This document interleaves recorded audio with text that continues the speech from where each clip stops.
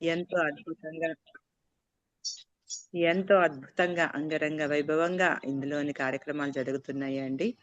ఇందులో పత్రిసారి యొక్క ముఖ్యమైన ఆదర్శ సూత్రాలైనటువంటి 18 ఆదర్శ సూత్రాలని, 13 నవవిధ ధర్మాలు, వ్యక్తిగత ధర్మాలని ప్రజల్లోకి తీసుకువెళ్ళి ప్రతి ఒక్కరిలో చైతన్యపరిచి, ప్రతి ఒక్కరిని ధ్యాన, జ్ఞాన సాధన ద్వారా వారి వారి జీవితంలో ఇంకా సంతోషాన్ని, ఆనందాన్ని వెల్లివిరిచి ప్రతి ఒక్క ఆత్మ ఉన్న స్థితి నుంచి ఉన్నత స్థితికి ఎదగాలనే ఉద్దేశంతో ఏర్పడినదే పత్రిజీ మహిళా చైతన్యం.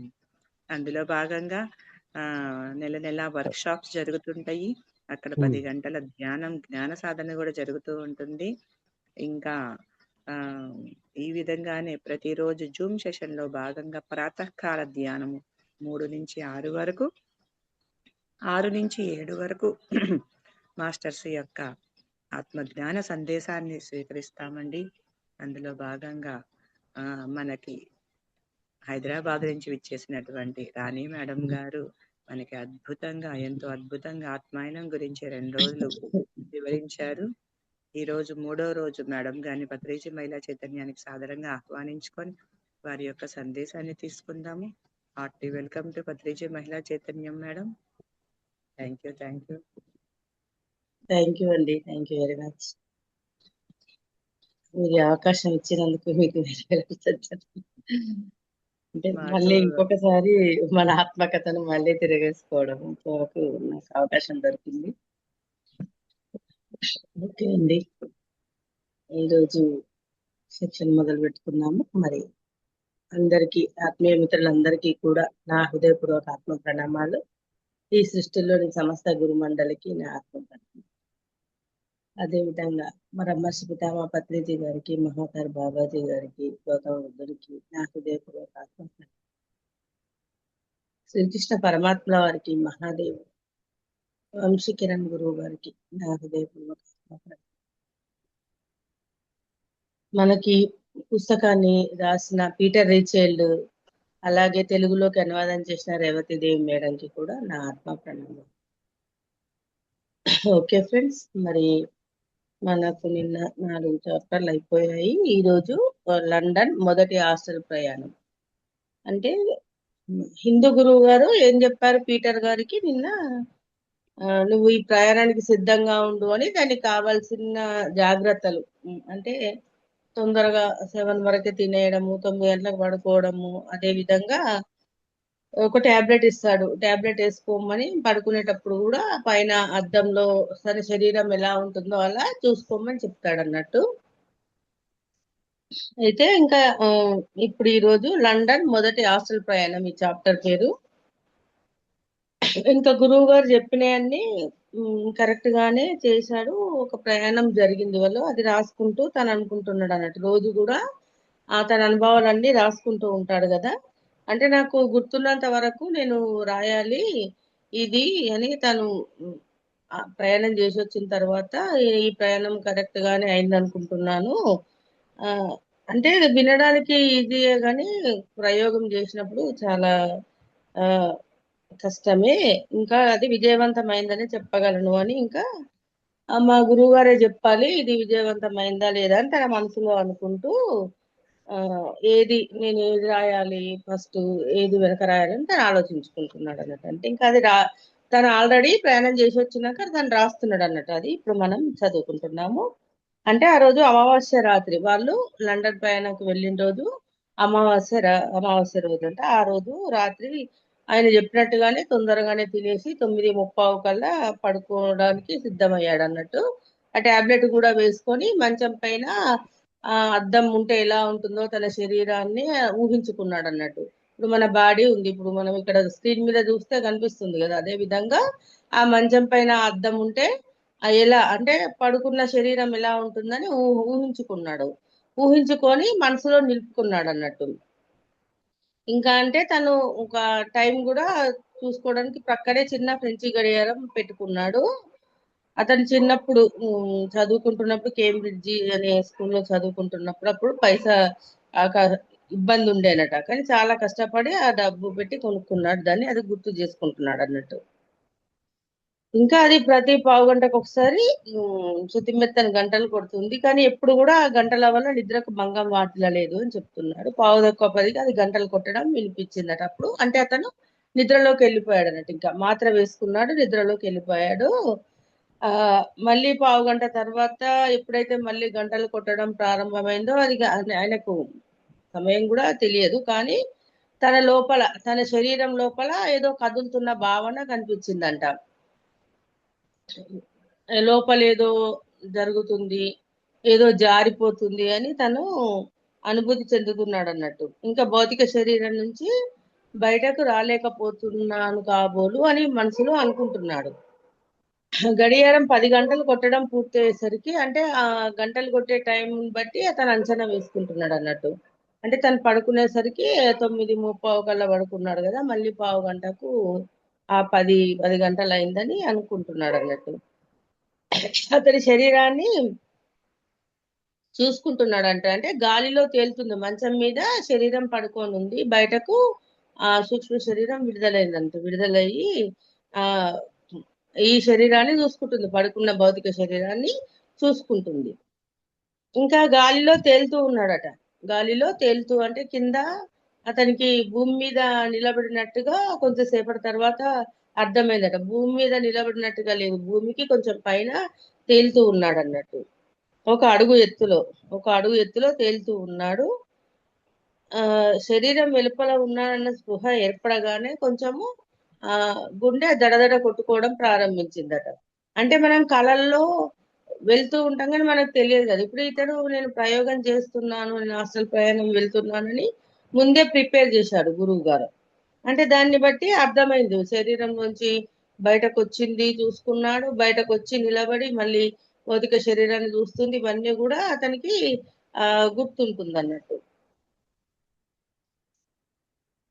అయితే గుండె దడదడ కొట్టుకోవడం మొదలు పెట్టిందట. భయంగా అనిపించలేదట. కానీ అంటే ఏం చెప్తాడు గురువు గారు, ఎప్పుడైతే నీకు భయం వస్తుందో మళ్ళీ నువ్వు భౌతిక శరీరంలోకి వెళ్ళిపోతావు అని చెప్తాడు కదా. అంటే అలా భౌతిక శరీరంలోకి వెళ్ళాలని కూడా ఏం అనిపించలేదట. కానీ కొంచెం ఒక ఎమోషన్ కి లోనయ్యాడట.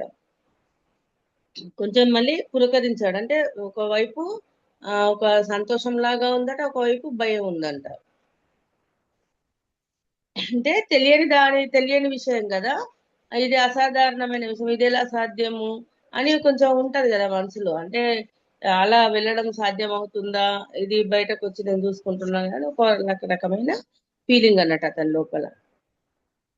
అంత రాత్రిపూట పట్టపగలులా వెలుతురు కనిపిస్తుంటే బిత్తరపోయాను. హాస్టల్ లెవెల్లో అన్ని వేళలో అంతటా ఉండే ఆ వెలుతురుని మొట్టమొదటిసారిగా తెలుసుకున్నాను. అంటే రాత్రికి మనకు భౌతికంగా చూస్తే మనకు చీకటి ఉంటది, మరి మన ఇంట్లో మాత్రం మనము ఆ లైట్లు వేసుకోవడము ఇవన్నీ వీటి ద్వారానే వెలుతురు గ్రహించగలుగుతాము. కానీ హాస్టల్ ప్రపంచంలో ఎలా ఉందట అంటే ఆ మధ్యాహ్నం పూట ఎలా ఉంటుందో అంత వెలుతురు ఉందంట. ఆ వెలుతురుని అంటే అక్కడ హాస్టల్ గా ఆ లెవెల్లో ఇలా ఉంటదని ఆ విషయము అర్థమైంది అన్నట్టు పీటర్ గారికి. అనుభవపూర్వకంగా తెలుసుకున్నాడు. ఆ క్షణంలో అది ఎలా ఉంది అన్నది నేను గమనించకపోయినా తర్వాత తెలుసుకున్నాను, అది నీలం కలిసిన బూడిద రంగు వెలుగు అని. అంటే అప్పుడు ఆ ఆ క్షణంలో గుర్తుపట్టలేదట. కానీ తర్వాత అర్థమైందట. అంటే ఆ వెలుతురు కూడా ఒక నీలం రంగుతో కలిసి ఉన్న బూడిద రంగు కాంతి అని అర్థమైందట. తూర్పు తెల్లవారుతుండగా గదిలో ఎటువంటి వెలుతురు పరుచుకొని ఉంటుందో దానికన్నా ఇంకొంచెం ఛాయ తక్కువగా అన్నమాట. అంటే ఆ వెలుతురుని కూడా తను అంటే ఒక్కొక్కటి ఎక్స్పీరియన్స్, ఎలా ఆ శరీరం బయటకు వచ్చిన తర్వాత హాస్టల్ ప్రపంచంలోకి వెళ్ళేటప్పుడు ఎలాంటి మొత్తం ఎక్స్పీరియన్స్ అన్ని కూడా తను రాసుకుంటూ ఉన్నాడు అన్నట్టు, గుర్తున్నంత వరకు.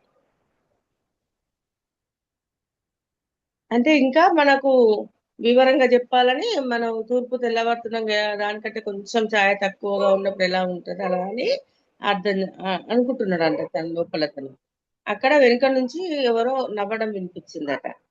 అంటే ఆ నవ్వు విని ఉలిక్కిపడట. అక్కడ ఏంటి వెనుతిరిగి చూస్తే అక్కడ తన తమ్ముడు చార్లెస్ ఉన్నాడు అన్నట్టు. అంటే ఆశ్చర్యము అపనం అంటే ఇతని ఆశ్చర్యపోతున్నాడు. అంటే నిజంగా నా తమ్ముడేనా అని చెప్పి ఒక అపనమ్మకం కూడా ఉంది. అవన్నీ అతనికి అర్థమై అతను నవ్వుతున్నాడు అన్నట్టు. సరదా వేసిందట అతనికి కూడా, చార్లెస్ కి. అంటే అతను పరీక్షగా చూస్తున్నాడు పీటర్ గారు చార్లెస్ ని చూస్తూ ఉంటే అతని మొహం నిండా రకరకాల ముడతలు, అంటే ఆనందంగా ఉన్నప్పుడు, అంటే తన అన్న సోదరుడు కలిశాడని అతను హ్యాపీగా ఫీల్ అవుతున్నాడు. హ్యాపీగా ఉన్నప్పుడు కూడా అతని మొహంలో వచ్చే ముడతలు అవన్నీ కూడా గమనిస్తున్నాడు. అట్లాంటి అవి నాకు సుపరిచితమే. అంటే అంతకుముందు కూడా వాళ్ళిద్దరు కలుసుకున్నప్పుడు అదే రకమైన ఆనందాన్ని వెలుబురిచేవాడు కదా, అది చూసి అది నాకు సుపరిచితమే అంటున్నాడు. ఆటోమేటిక్ గా వాడి చెయ్యి పట్టుకున్నాను, ఎప్పట్లాగే వాడి పట్టు బలంగాను నిజంగాను అనిపించింది. అంటే సడన్ గా వాళ్ళ తమ్ముడి చేయి పట్టుకున్నాడు అన్నట్టు. పట్టుకుంటే ఏమనిపించింది అంటే అంతకుముందు ఎప్పుడైతే భౌతిక శరీరం ఉన్నప్పుడు ఎలా ఉండేదో ఆ పట్టు సేమ్ అలానే ఉందంట. ఇంకా అప్పుడు ఒక మాట వినిపించింది అన్నట్టు, అవును అతను నిజంగానే ఉన్నాడు, నీ ఎదురుగానే ఉన్నాడు.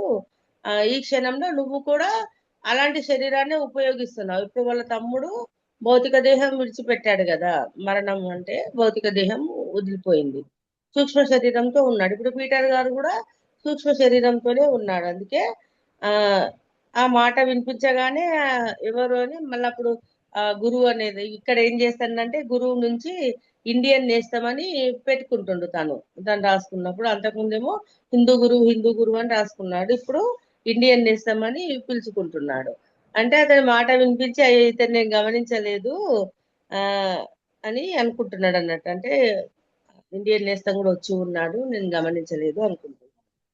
అయితే ఇక్కడ ఏం చెప్తున్నాడంటే ఈ క్షణంలో నువ్వు అలాంటి శరీరాన్ని ఉపయోగిస్తున్నావు, అందుకనే నువ్వు అతనికి ఎంత నిజంగా ఉన్నావో అతను కూడా నీకు అంతే నిజంగా ఉన్నాడు. అంటే ఇప్పుడు నువ్వు కూడా సూక్ష్మ శరీరంతో ఉన్నావు, ఇప్పుడు నువ్వు ఎలా కనిపిస్తున్నావు మీ తమ్ముడికి అంతే నిజము, మీ తమ్ముడు కూడా ఉన్నాడు, ఇప్పుడు మీ తమ్ముడు కూడా సూక్ష్మ శరీరంతోనే ఉన్నాడని అతనికి అర్థమయ్యేలా చెప్తున్నాడు అన్నమాట. చార్లెస్ ని చూసి నాకు ఎంత సంతోషం వేసిందంటే 1-2 నిమిషాల పాటు వాడి చెయ్యి ఊపుతూనే ఉన్నాను. వాడి భుజం మీద చెయ్యి వేసి వాడు నిజంగానే ఉన్నాడని, ఆ శరీరంతో ఉన్నాడని అనిపించే, అంటే మనకేం చెప్పారు హాస్టల్ శరీరం ఎలా ఉంటుందంటే ఈ భౌతిక శరీరము ఎలాంటి రూపురేఖలు ఉంటాయో హాస్టల్ శరీరం కూడా అలానే కనిపిస్తుంది మనకి. ఇక సేమ్ అలానే ఉన్నాడని భావిస్తున్నాడు అన్నట్టు. సూక్ష్మ శరీరం కూడా అచ్చం భౌతిక శరీరం ఉన్నట్టే ఉంది అని, దానిలో కాకపోతే ఎముకలు గాని కండరాలు గాని రక్త మాంసాలు ఇవన్నీ ఉండవు. అది నమ్మడం కష్టం అనిపిస్తుందట పీటర్ గారికి. అది ఎలా సాధ్యం, అవన్నీ లేకుండా ఎలా ఉంది శరీరం అని. కానీ ఏది ఏమైనా చార్లెస్ కూడా నిజంగానే ఉన్నాడు అని మళ్ళీ తను అనుకుంటున్నాడు. ఇంకా అతన్ని తమ్ముడిని ఒక 1001 ప్రశ్నలు వేయడం మొదలు పెట్టాడు అన్నట్టు. అంటే ఇష్టమైన మనిషిని కొంతకాలం తర్వాత కలుసుకుంటే ఎలా మనం అడుగుతాం, బాగున్నావా, మరి ఎలా ఉంది, ఎక్కడ ఉంటున్నావు, ఇవన్నీ అడుగుతాం కదా, ఆ విధంగా అతను కూడా తన తమ్ముడిని క్వశ్చన్స్ వేస్తూనే ఉన్నాడు అన్నట్టు. సంతోషంగా ఉన్నాడు అనేది ఇలా అతని ప్రశ్నల వరుస ముగిసాక గాని ఆ చార్లెస్ కి మాట్లాడే అవకాశం రాలేదు. అప్పుడు ప్రశాంతంగా ఏం చెప్తున్నాడంటే దిగులు పడకు, నేను బాగానే ఉన్నాను, నేను చాలా సంతోషంగా ఉన్నాను, నువ్వే చూస్తావు గాని చార్లెస్ చెప్తున్నాడు. ఇంకా చార్లెస్ అంటే ఇతని దృష్టిలో పీటర్ గారి దృష్టిలో యుద్ధ విమానంలో ఆ మరి యుద్ధం జరిగేటప్పుడు చనిపోయాడు కదా, అప్పుడు మిలిటరీ యూనిఫారం లో ఉంటాడు కదా, అంటే అతని ఆలోచన ప్రకారంగా ఇతనికి ఆ యూనిఫారం లోనే కనబడుతున్నాడు అన్నట్టు తన తమ్ముడు. అయితే ఇంకా ఏమంటుండంటే ఇంకా తమ్ముడు చెప్పిన మాటలు విని అవునా నిజమా, నువ్వు చాలా సంతోషంగా ఉన్నావా అని అడుగుతున్నాడు అన్నట్టు.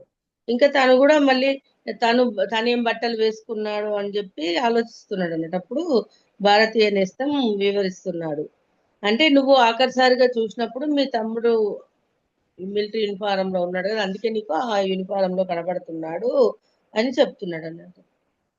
అంటే ఇతని ఆలోచనకు అనుగుణంగా అక్కడ అసలు పదార్థం అనేది మారిపోయింది అన్నట్టు రూపు. ఇంకా ఒకవేళ అంటే ఇతన్ని కలవబోయే ముందు అంటే ఎవరు కూడా ఇప్పుడు చార్లెస్ ని పీటర్ గారు చూడగానే తన తమ్ముడు చనిపోయినప్పుడు మిలిటరీ యూనిఫారం లో ఉన్నాడు అనుకున్నాడు. కానీ చార్లెస్ కనుక ఆ తాను వేరే దుస్తులు ధరించినట్టుగా ఫీల్ అయితే చార్లెస్ కాదు దుస్తులు మనం చూసినప్పుడు మనకు అతను ఈ రకంగా ఉన్నాడు, వైట్ కలర్ డ్రెస్ వేసుకున్నాడనో బ్లాక్ అంటే మన భావన ఎలా ఉంటే ఎవరికి ఎలా ఉంటే అలా కనిపిస్తుంది అన్నట్టు. ఇప్పుడు పీటర్ గారి దృష్టిలో మిలిటరీ యూనిఫారం లో ఉన్నాడు తమ్ముడు అనేది ఆలోచన ఉండిపోయింది కదా, చివరిసారిగా చూసింది అదే కదా, అందుకే అలా కనిపించాడు.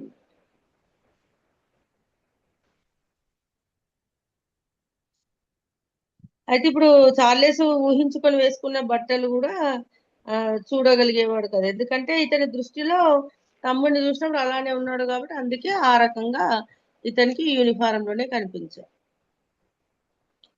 ఇంకా మళ్ళీ ఇప్పుడు నేను ఏం చేయాలని చెప్పి భారతీయ నేస్తాన్ని అడుగుతాడు అన్నట్టు. అయితే చార్లెస్ ఏమంటాడంటే మనం అందరం కూడా హాస్టల్ డిన్నర్ తో మొదలు పెడదాం మన ప్రయాణం అని చెప్పి, ఇంగ్లాండ్ లో వీళ్ళిద్దరు కలిసి ఉన్నప్పుడు ఎక్కడైతే అంటే ఒక హోటల్ ట్రోకాడెరో గ్రిల్ అని ఒక హోటల్ ఉండేది అంటే అక్కడికి వీళ్ళిద్దరు వెళ్ళేవారు అన్నట్టు. అక్కడికి వెళ్దామా అని చార్లెస్ అడుగుతున్నాడు అన్నట్టు. అంటే సరే మరి అని పీటర్ గారు చెప్తారు. ఇంకా చార్లెస్ ని సజీవంగా చూస్తుంటే చాలా సంతోషంగా ఉంది తనకి. అంటే ఇంకా తమ్ముని ఆ విధంగా చూసేసరికి అతనికి ఇంకో ఆలోచన రావట్లేదు. ఇంకా చార్లెస్ కు సరే అంటాడు. ఇంకా అప్పుడు చార్లెస్ ని కలుసుకున్నాను కాబట్టి ఇప్పుడు ఇంకేది అసాధ్యం కాదు అనేది ఒక నమ్మకం అనేది ఏర్పడింది. పద పోదామైతే అని ఇద్దరు బయలుదేరారు. ఆ గదిలో నుంచి వెళ్ళేటప్పుడు తలుపు తెరుద్దామని చార్లెస్ పీటర్ గారు ఏమనుకుంటారంటే ఆ తన ఇంట్లో రూమ్ లో గదిలో ఉన్నాడు కదా, గదిలోంచి బయటకు వెళ్తూ ఉంటే మరి ఆ డోరు గడియ తీయాలని చెప్పేసి చెయ్యి పైకి పెడతాడు అన్నట్టు. అప్పుడు చార్లెస్ ఏడిపిస్తున్నాడు అన్నట్టు అన్నను.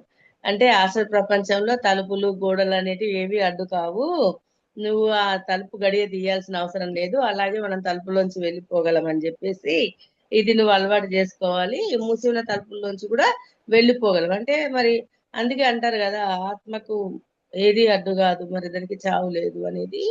ఆ సూక్ష్మ శరీరంతో ఇంకా ఆ తలుపులోంచి బయటకు వెళ్ళిపోయారు అన్నట్టు. అది చూశాక నిజమే, వాడు చెప్పింది నిజమే అని అర్థమవుతుంది అన్నట్టు. ఇంకా బెడ్రూమ్ మేడ మీద ఉంటుంది అన్నట్టు. మేడ మీద ఉంటే అలవాటు ప్రకారం మామూలుగా భౌతిక శరీరంతో ఉన్నప్పుడు మెట్లు దిగుతూ వస్తాడు కదా, ఆ విధంగానే మెట్లు దిగడం ప్రారంభించాడు. అంటే దానికి కూడా మళ్ళీ చార్లెస్ నవ్వుతున్నాడు అన్నట్టు. మెట్లు దిగడం అవసరం లేదు, నువ్వు గాలిలో తేలుకుంటూనే రాగలవు అని చెప్పి ఒక అడుగు ఎత్తున, ఇప్పుడు నేలకు ఒక అడుగు ఎత్తున ఎలా ఉన్నారో మెట్ల మీద కూడా ఒక అడుగు ఎత్తున ఉన్నాడు నేలలో, నువ్వు అలా దిగాల్సిన అవసరం లేదు అని చెప్పి చెప్పగానే సరే అని చెప్పి ఇట్లా గాలిలో తేలుతూ ఆ ప్రయత్నం చేసిండు అన్నట్టు. కొంచెం ఎగిరినట్టుగా చేసేసరికి గాలిలో తేలుతున్నాడు. ఆ అనుభవం కూడా చాలా తమాషాగా అనిపించింది అని రాస్తున్నారు అన్నట్టు. అంటే భౌతిక దేహానికి అయితేనేమో మరి భూమి ఆకర్షణ శక్తి వల్ల మనం భూమి మీద నడుస్తాం కదా, ఇక్కడ ఆ భూమి ఆకర్షణ ప్రభావం అనేది లేదు అనేది అర్థమైంది అన్నట్టు. ఇంకా స్పీడ్ గా కదిలారు, చార్లెస్ ను పట్టుకునే ఉన్నాడు అన్నట్టు తను.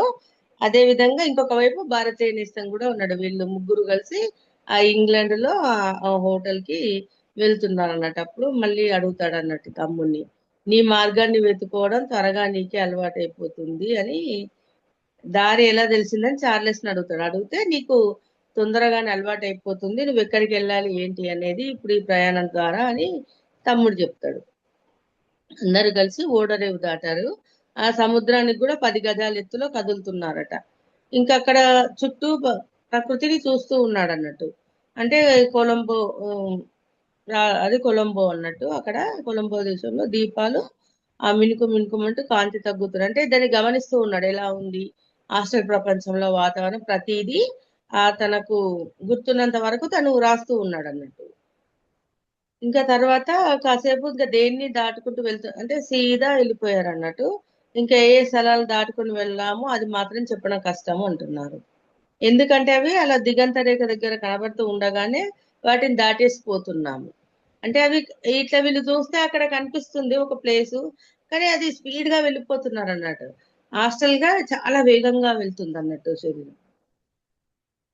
భౌతిక లోకంలో అయితే మనం ఇంత వేగంగా వెళ్ళలేము. మనకు ఆ గాలి తగులుతుంది వేగంగా వెళ్తూ ఉన్నప్పుడు, మరి ఆ గాలి వేగం కూడా మనకు అర్థమవుతుంది. కానీ ఇక్కడ అలాంటిది ఏమీ తెలియట్లేదు. అందుకు కారణం ఏంటి అంటే హాస్టల్ ప్రపంచం ఆ చాలా సున్నితమైంది. అంటే హాస్టల్ ప్రపంచానికి తగినట్టుగా హాస్టల్ శరీరం కూడా తయారవుతుంది అన్నట్టు. హాస్టల్ శరీరం కూడా చాలా సున్నితమైంది అన్నట్టు. అది గాలిలో నుంచి చొచ్చుకుపోగలదు. ఇంకా భౌతికంగా ఉన్న వేగం కంటే కూడా బాగా స్పీడ్ గా వెళ్తుంది. అయితే ఇంకా ఏం చెప్తున్నారు పీటర్ గారు అంటే, ఇప్పుడు ఇదంతా నేను వర్ణించడానికి ఎంతసేపు పట్టిందో ఆ టైంలోనే మేము ఇంగ్లాండ్ చేరుకున్నాము అంటే అంత వేగంగా వెళ్ళిపోయారు అన్నట్టు.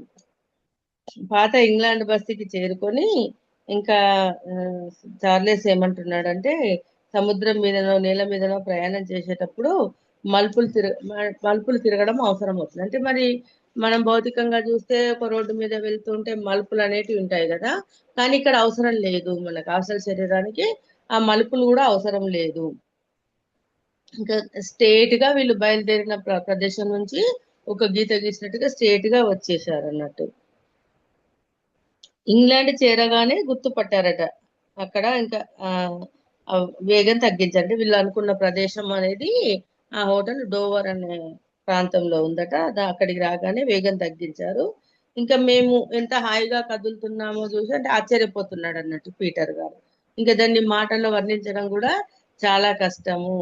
కానీ అది ఎలా ఉంటుందో మీరు ఒకసారి ఊహించగలిగితే, నువ్వు కోరుకున్నంత వేగంతో ప్రయాణం చేయగలవు అని తెలుసుకుంటే, కేవలం ఆలోచన మాత్రంగానే నువ్వు అలా చేయగలవని తెలుసుకుంటే గనక మీకు ఆ ప్రక్రియ గురించి ఒక భావం ఏర్పడుతుంది, ఒక విధమైన ఉపాయం ఏర్పడుతుంది. నేల దగ్గర పడే కొద్దీ మేము మరింత పైకి వెళ్ళాం.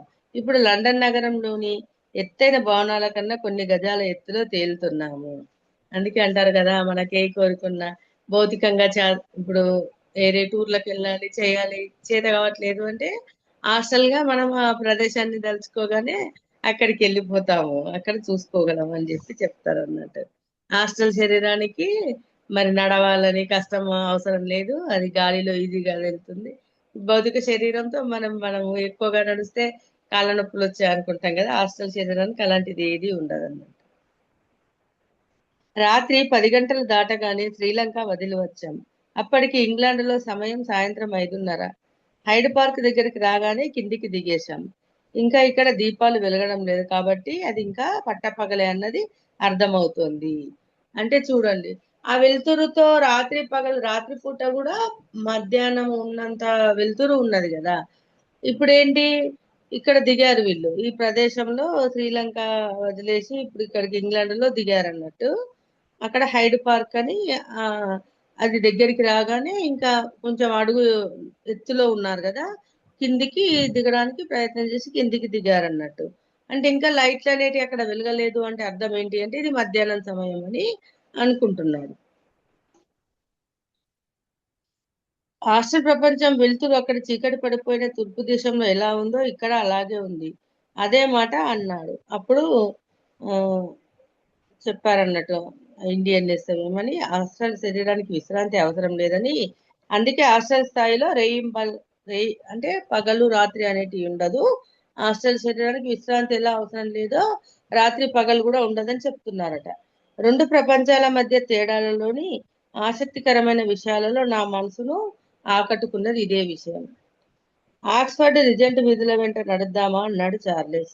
హాస్టల్ శరీరంలో నడవడం ఎలా ఉంటుందో తెలుసుకుంటానని వాడి ఉద్దేశం. ప్రపంచ యుద్ధానికి ముందు అంటే 1939 నుంచి నేను అక్కడికి వెళ్ళలేదు. ఇంతకాలం తర్వాత అక్కడ నడుస్తూ ఉంటే ఎలాగో ఉంది. అంటే ఆక్స్ఫర్డ్ వీధిలో జనము కిటకిటలాడుతున్నారు. అంటే చాలా సంవత్సరాల క్రితము ఇక్కడ వాళ్ళు ఉండేవాళ్ళు, ఆ ప్రదేశాన్ని అంతా తిరిగారు అన్నట్టు. ఆ తర్వాత మళ్ళీ మార్పు బదిలీ వల్ల అతడు వేరే ఊరు వెళ్ళడము, వేరే ప్రాంతం వెళ్ళడం జరిగింది. అందుకే ఇది చాలా రోజులకు చూస్తున్నాను కదా అని తన ఫీలింగ్ చెప్తున్నాడు అన్నట్టు పీటర్ గారు. ఇంకా అక్కడ రోడ్ల మీద జనాలు కూడా చాలా ఎక్కువగా ఉన్నారు, కానీ వీళ్ళకి ఏమీ తేడా అనిపించలేదు. ఇంకా ఏంటి అంటే, ఆ శరీరాల్లోంచి కూడా వీళ్ళ శరీరం దూరం వెళ్ళిపోతుంది. వాళ్ళ శరీరాలు కూడా ఏమాత్రం అడ్డు తగలట్లేదు. అంటే వాళ్ళలోంచి కూడా నడుచుకుంటూ వెళ్ళిపోతున్నారు. భౌతిక శరీరాలు ఆ రోడ్ల మీద వెళ్తూ ఉంటాయి కదా, ఆ శరీరాల్లోంచి కూడా వీళ్ళు దూరి వెళ్ళిపోతున్నారు. అంటే అలా వాళ్ళ లోపల నుంచి వెళ్తున్నప్పుడు ఎలా అనిపించిందంటే, ఒక చిన్న పొగ మంచు, ఒక మబ్బు గమ్ముతుంది కదా, పొగ మంచులోంచి ఆ బయటకు వస్తున్నట్టుగా అనిపిస్తుందట.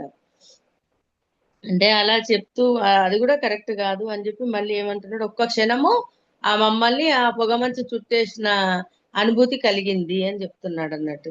ఇంకా మళ్ళీ వాళ్ళు ఆ శరీరాన్ని దాటగానే, ఎంతసేపు ఒక శరీరాన్ని దాటడం, ఆ దాటగానే మళ్ళీ ఆ మబ్బు అనేది విడిపోయింది, ఎక్కడ కూడా మాకు ఆటంకం కాలేదు అని చెప్తున్నారు. ఇంకా దాని స్పర్శ కూడా తెలిసింది నాకు. అలాగే సూక్ష్మ శరీరాల్లో తిరుగుతున్న ఇతరులు తగిలినప్పుడు ఇంకొంచెం ఎక్కువగా వాళ్ళ స్పర్శ మాకు తెలుస్తోంది.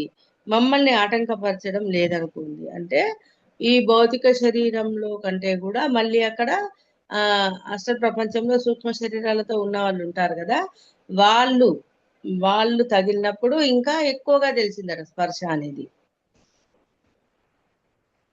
ఇంకా ఇక్కడ ఏం చెప్తున్నారు, తను భౌతిక ప్రపంచంలో నా అనుభవం ఏమిటంటే మనిషికి ఒళ్ళు గగురు పడిచి తన సమాధి మీద నడుస్తున్నట్టుగా అనిపిస్తుందంటూ నవ్వడం నా అనుభవం. అంటే ఇలా ఆ శరీరాలను దాటుకుంటూ వస్తుంటే ఆ భౌతికంగా అయితే ఇప్పుడు వాళ్ళ సమాధుల మీద నడుస్తాం కదా, అలా అనిపించింది అని చెప్తున్నాడు అన్నట్టు.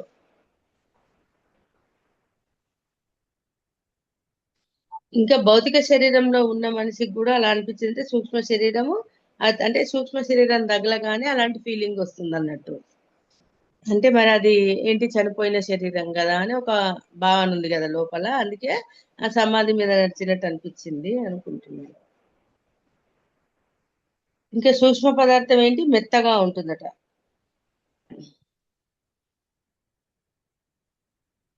అయితే ఈ సూక్ష్మ శరీరం కూడా మరి భౌతిక శరీరం ద్వారా వెళ్ళేటప్పుడు ఆ ఆ ఎవరు ఏ భౌతిక శరీరం అయితే అక్కడ ఉందో వాళ్ళకు కూడా కొంచెము ప్రభావం అనేది ఉంటుందట.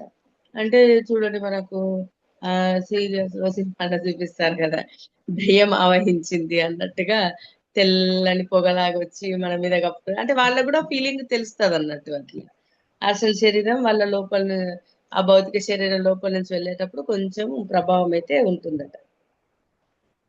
ఈ పశ్చిమ వాతావరణంలో ఫ్రాక్ దుస్తుల్లో ఉన్న భారతీయ నేస్తము అసాధారణంగా కనపడవచ్చు. అదే మాట ఆయనతో అన్నాను. అంటే ఇప్పుడు ఏంటి, మళ్ళీ భారతీయ నేస్తాన్ని గమనిస్తున్నాడు. అతడు వేసుకున్న డ్రెస్ అని ఆలోచిస్తున్నాడు అన్నట్టు. అది ఇక్కడికి సరిపడినట్టుగానే ఉంది, ఈ ఫ్రాక్ దేశానికి ఇక్కడ ఎలాంటి దుస్తులు అయితే వేసుకుంటారో అదే వేసుకున్నాడని అడుగుతున్నాడు అన్నట్టు. అంటే అప్పుడు ఆయన చెప్తున్నాడు అన్నట్టు, నేను బట్టలు మార్చుకున్న సంగతి నీకు తెలియదు అనుకుంటాను. ఇప్పుడు చూడు నా వైపు, ఇక్కడ యూరోపియన్లు వేసుకున్న లాంటి దుస్తులే నేను వేసుకుని ఉన్నాను చూడు అన్నాడు. అంటే ఏంటి, మామూలుగా ఆ ఇండియన్ నేస్తాము ఇప్పుడు వేసుకున్నది వేసుకున్నారని తను అనుకుంటాడు, కానీ ఇక్కడ ఏం చెప్తున్నాడంటే నువ్వు గమనించలేదు, నేను మార్చుకున్నాను. పీటర్ గారి ఆలోచనల ద్వారా అవే బట్టలు కనిపించాయి అన్నట్టు. కానీ నేను ఇక్కడి బట్టలు ఏవైతే ఇక్కడ వాళ్ళు వేసుకుంటారో అదే వేసుకున్నాను. ఇప్పుడు చూడు యూరోపియన్ల డ్రెస్ నేను వేసుకున్నాను చెప్తున్నాడు అన్నట్టు. అప్పుడు నిజంగా అలానే కనిపించాడు. అంటే ఇంకా ఆలోచన మారింది కదా, గురువు గారు చెప్పారు కదా నేను యూరోపియన్ల డ్రెస్ వేసుకున్నాను అంటే గమనిస్తే మళ్ళీ అదే డ్రెస్ ఉన్నదన్నమాట. ఇంకా మళ్ళీ ఆయన చర్మం కూడా తెల్లగా ఉంది అని చెప్తున్నాడు. దాదాపుగా మా చర్మం అంత తెల్లగా ఉంది అని చెప్తున్నాడు. తరచూ లండన్ లో కనిపించే భారతీయ విద్యార్థుల లాగానే కనిపిస్తున్నాడు. మరి అంటే చదువుకునే వాళ్ళంతా ఎలా ఉంటారో అలానే కనిపిస్తున్నాడు. ఇప్పుడు చూస్తే ఆయన ఆలోచన మాత్రంగా ఎలా మారారో కనిపించింది నాకు. ఇలా బట్టలు మార్చుకోవడం తేలికగానే అలవాటైపోతుందని వివరించారు. పరిస్థితులు మారినప్పుడు ఇటువంటి మార్పును కోరుకుంటామట. ఆ వెంటనే ఆ మృదు మెత్తని సూక్ష్మ పదార్థము మన ఆలోచనలకు అనుగుణంగా మారుతుంది అన్నట్టు. అంటే ఎక్కడైతే ఇప్పుడు ప్రాంతం మారింది కదా, ఇక్కడికి వచ్చారు కాబట్టి అక్కడ ఇక్కడ వాళ్ళు ఎలా వేసుకున్నారో అలాంటి డ్రెస్ వేసుకున్నాడు కదా.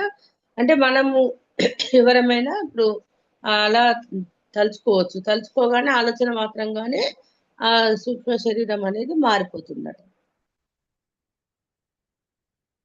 ఇంకా ఏంటి అంటే సెల్ఫ్ రిడ్జెస్ అని దాని పక్కగా వెళ్తున్నాము. అంటే ఈ సెల్ఫ్ రిడ్జెస్ అనేది ఒక పుస్తకాల లైబ్రరీ అన్నట్టు. అంటే పక్క పంటి వెళ్తుంటే ఒక స్టాల్, పుస్తకాల స్టాల్ కనిపించిందంట.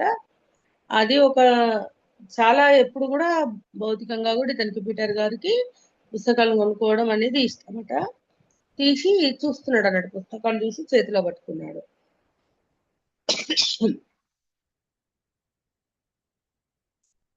అయితే ఆ పుస్తకం తీసి పేజీలు తిరిగేస్తూ చూస్తూ ఉన్నాడు. ఇంకా ఆ మళ్ళీ గమనిస్తున్నాడు ఏంటి అంటే ఇప్పుడు సెల్ఫ్ లోంచి బుక్ తీశాడు కదా, మరి అక్కడ ఖాళీగా ఉండాలి కదా అని అటువైపు చూస్తే అక్కడ పుస్తకం ఉందట, ఖాళీ లేదంట. ఆ పుస్తకం అలానే ఉందట.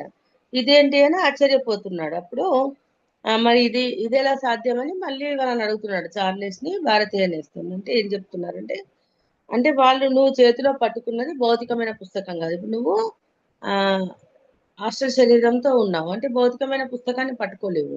నీ ఆలోచన ఏంటి అంటే నేను ఆ పుస్తకం తీసి చదవాలని ఎప్పుడైతే నీ ఆలోచన విడుదలైందో నీకు హాస్టల్ గా ఆ పుస్తకం నీ చేతికి వచ్చింది అని చెప్పు. ఆ పుస్తకం కూడా హాస్టల్ది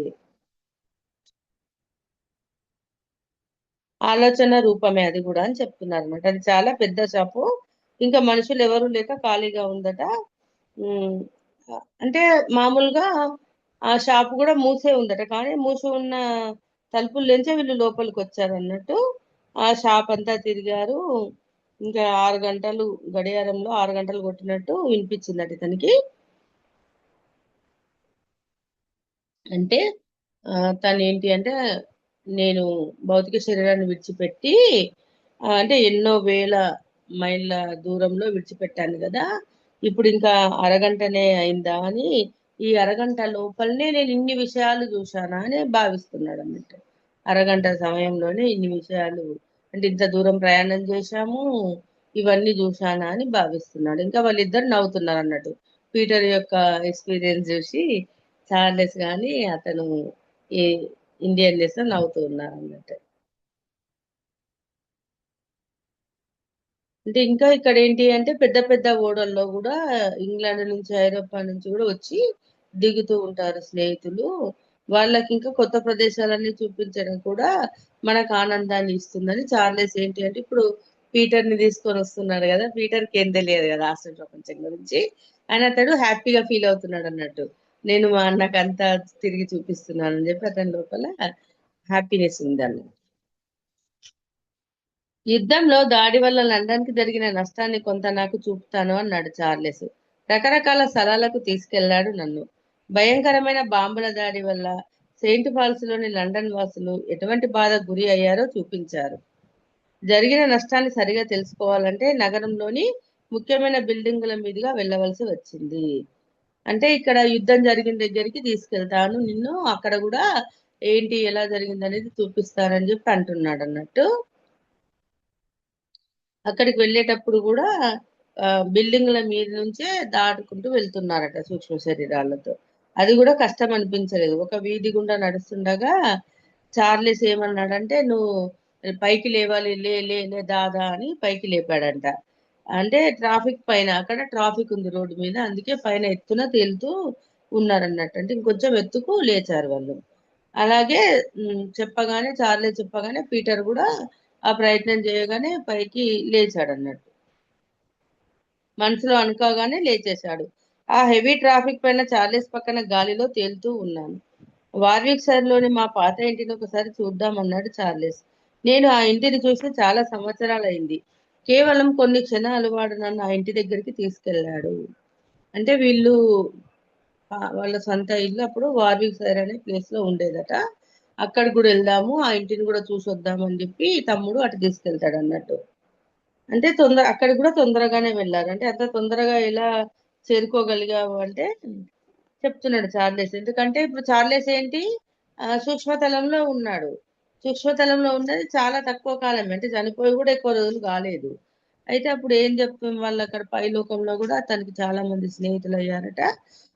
అక్కడ పరిస్థితులు అన్ని కూడా ఆ, అంటే ఒకరితో ఒకరు మాట్లాడుకోవడం. ఇప్పుడు భౌతిక లోకంలో ఎలా అయితే కబుర్లు చెప్పుకుంటూ ఉంటారో వాళ్ళు కూడా ఆ ఒకరు మాట్లాడుకోవడం, ఎక్కడికి ఎలా వెళ్ళాలి, ఎక్కడ ఏ ప్లేసు. అంటే ఇప్పుడు ఒక ఆలోచన రాగానే ఇప్పుడు వాళ్ళ వార్విక్ షైర్ లో ఉన్న ఇల్లు అనుకోగానే అక్కడికి వెళ్ళిపోయారు. అంటే ఆ ఇల్లు తెలిసిన ప్రదేశం కదా, వాళ్ళకి భౌతికంగా ఉన్నప్పుడు తెలిసిన ప్రదేశమే. ఆ ఆలోచన రాగానే అందుకే అక్కడికి తొందరగా చేరిపోయారు, నిమిషంలోనే చేరిపోయారు అన్నమాట. అంటే ఇంకా వాళ్ళ ఆ పల్లె వార్విక్ సైర్ అనే పల్లె గురించి వివరిస్తున్నాడు కొంచెము. అక్కడ ఒక ఏవో నది అని ఉండేదట, వంకలు తిరుగుతూ ప్రవహిస్తూ ఉండేది. ఇంకా వీళ్ళు ఒకప్పుడు వీళ్ళు ఇల్లు ఉన్న స్థలంలో ఆ దిగి అక్కడ చూస్తూ ఉన్నాడు అన్నట్టు. ఇంకా పాత స్థలం ఇంకా గుర్తుంది, ఎలాంటి మార్పులు కూడా లేదు. ఇంకా ఇంటికి ముందు వెనుక కూడా లాన్లు ఉన్నాయట. ఆ లాన్లలో చిన్నప్పుడు నేను చార్లెస్ ఆడుకునే వాళ్ళము, మరి ఇప్పుడు అక్కడ ఎవరు ఉంటున్నారేమో అని మళ్ళీ అనుకుంటున్నాను. అంటే ఆ ఇల్లు ఖాళీ చేశారు కదా వీళ్ళు, ఇప్పుడు ఎవరు ఉంటున్నారో అనుకుంటున్నారు అన్నట్టు. ఇంకా నేను తూర్పు దేశంలో స్థిరపడిపోయాను. మా నాన్నగారు చనిపోయాక ఆ ఇంటిని నడపడానికి తగినంత డబ్బు మా అమ్మ దగ్గర లేకపోయింది, అందుకే దాన్ని అమ్మేశాము, ఇప్పుడు ఎవరున్నారో ఏమో అని తను అనుకుంటున్నాడు. అనుకొని లోపలికి వెళ్తారు. అంటే అప్పుడు అర్థమైందంటే మూసిన తలుపులు ఎలాంటి అడ్లు ఉండే, ఇప్పుడు షాప్ లో అలాగే వచ్చేసాడు. వాళ్ళ ఇంట్లో కూడా మరి గడియ తీయకుండా వచ్చినప్పుడు పీటర్ గారికి ఇక బాగా అర్థమైంది, అంటే తలుపులు అనేటివి అడ్డు కాదు అసలు శరీరానికి అని. అంటే ఇంకా లోపలికి వెళ్ళారు. లోపలికి వెళ్తే ఆ గదుల్లో అపరిచితులు ఉన్నారట. అంటే ఆ గదులు అంటే వాళ్ళు చిన్నప్పుడు బాగా పెరిగిన ఇల్లు కదా, అదంతా అంటే చాలా ఇష్టంగా ఉండేది ఆ రూములు అంటే కూడా నాకు. ఇప్పుడు అంటే వాళ్ళు ఎవరో వచ్చి ఉన్నారు కదా, వాళ్ళు అంటే వాళ్ళు దొంగల్లాగా అనిపిస్తున్నారంట పీటర్ కళ్ళకి. వాళ్ళు చొరబడ్డారు ఇంట్లోకి అని చెప్పి చొరబాటుదారుల్లా అనుకుంటున్నాడు అన్నట్టు. అంటే మళ్ళీ ఏమనుకుంటున్నాడు, నాది తెలివి తక్కువ ఆలోచన, ఇది మేమే కదా ఇల్లు అమ్ముకుందని మళ్ళీ ఆలోచిస్తున్నాడు. ఇంట్లో ఫర్నిచర్ అంతా కూడా మారిపోయిందట. ఇంకా అక్కడ ఎక్కువసేపు ఉండకుండా మళ్ళీ అక్కడ చూసి ఇల్లు చూసేసి మళ్ళీ లండన్ కు తిరిగి వచ్చేసారు. అక్కడ కూడా పికడిల్లీ సర్కస్ అని ఒక సర్కస్ సెంటర్ ఉంటుందట. అక్కడ నిలబడడం కూడా చాలా థ్రిల్లింగ్ గా అనిపించిందట. అంటే ఇక్కడ భౌతికంగా ఇదివరకు కూడా వెళ్ళారు కదా ఇక్కడికి, ప్రశాంత వాతావరణం ఉన్న రోజుల్లో అక్కడ ఆ చాలా మంది అమ్మాయిలు పూలు అమ్ముకుంటూ ఉంటారట ఆ ప్రాంతంలో. అక్కడ ఒక హీరోస్ విగ్రహం అని ఉంటుందట, అది లేదు, అది ఇప్పుడు కనపడలేదు, దాన్ని తొలగించారని ఇదంతా గుర్తు చేసుకుంటున్నా అన్నట్టు. ఇంకా అక్కడ బస్సులు టాక్సీలు అన్ని అడావిడిగా తిరుగుతూనే ఉన్నాయి. అయితే ఉన్న తేడా ఏంటంటే యూనిఫారం వేసుకున్న స్త్రీ పురుషుల సంఖ్య ఎక్కువగా ఉందట. మామూలు దుస్తులో ఉన్న వాళ్ళ సంఖ్య కంటే కూడా యూనిఫారం వేసుకున్న వాళ్ళ సంఖ్య ఎక్కువగా ఉంది. అంటే అప్పుడు గుర్తొచ్చిందట. అంటే ఇప్పుడు ఇంగ్లాండ్ ప్రస్తుతము ఆ పరిస్థితి ఏంటి అంటే యుద్ధంలో పాల్గొంటుంది, ఆ స్థితిలో ఉందన్నట్టు అప్పుడు ఆ దేశం.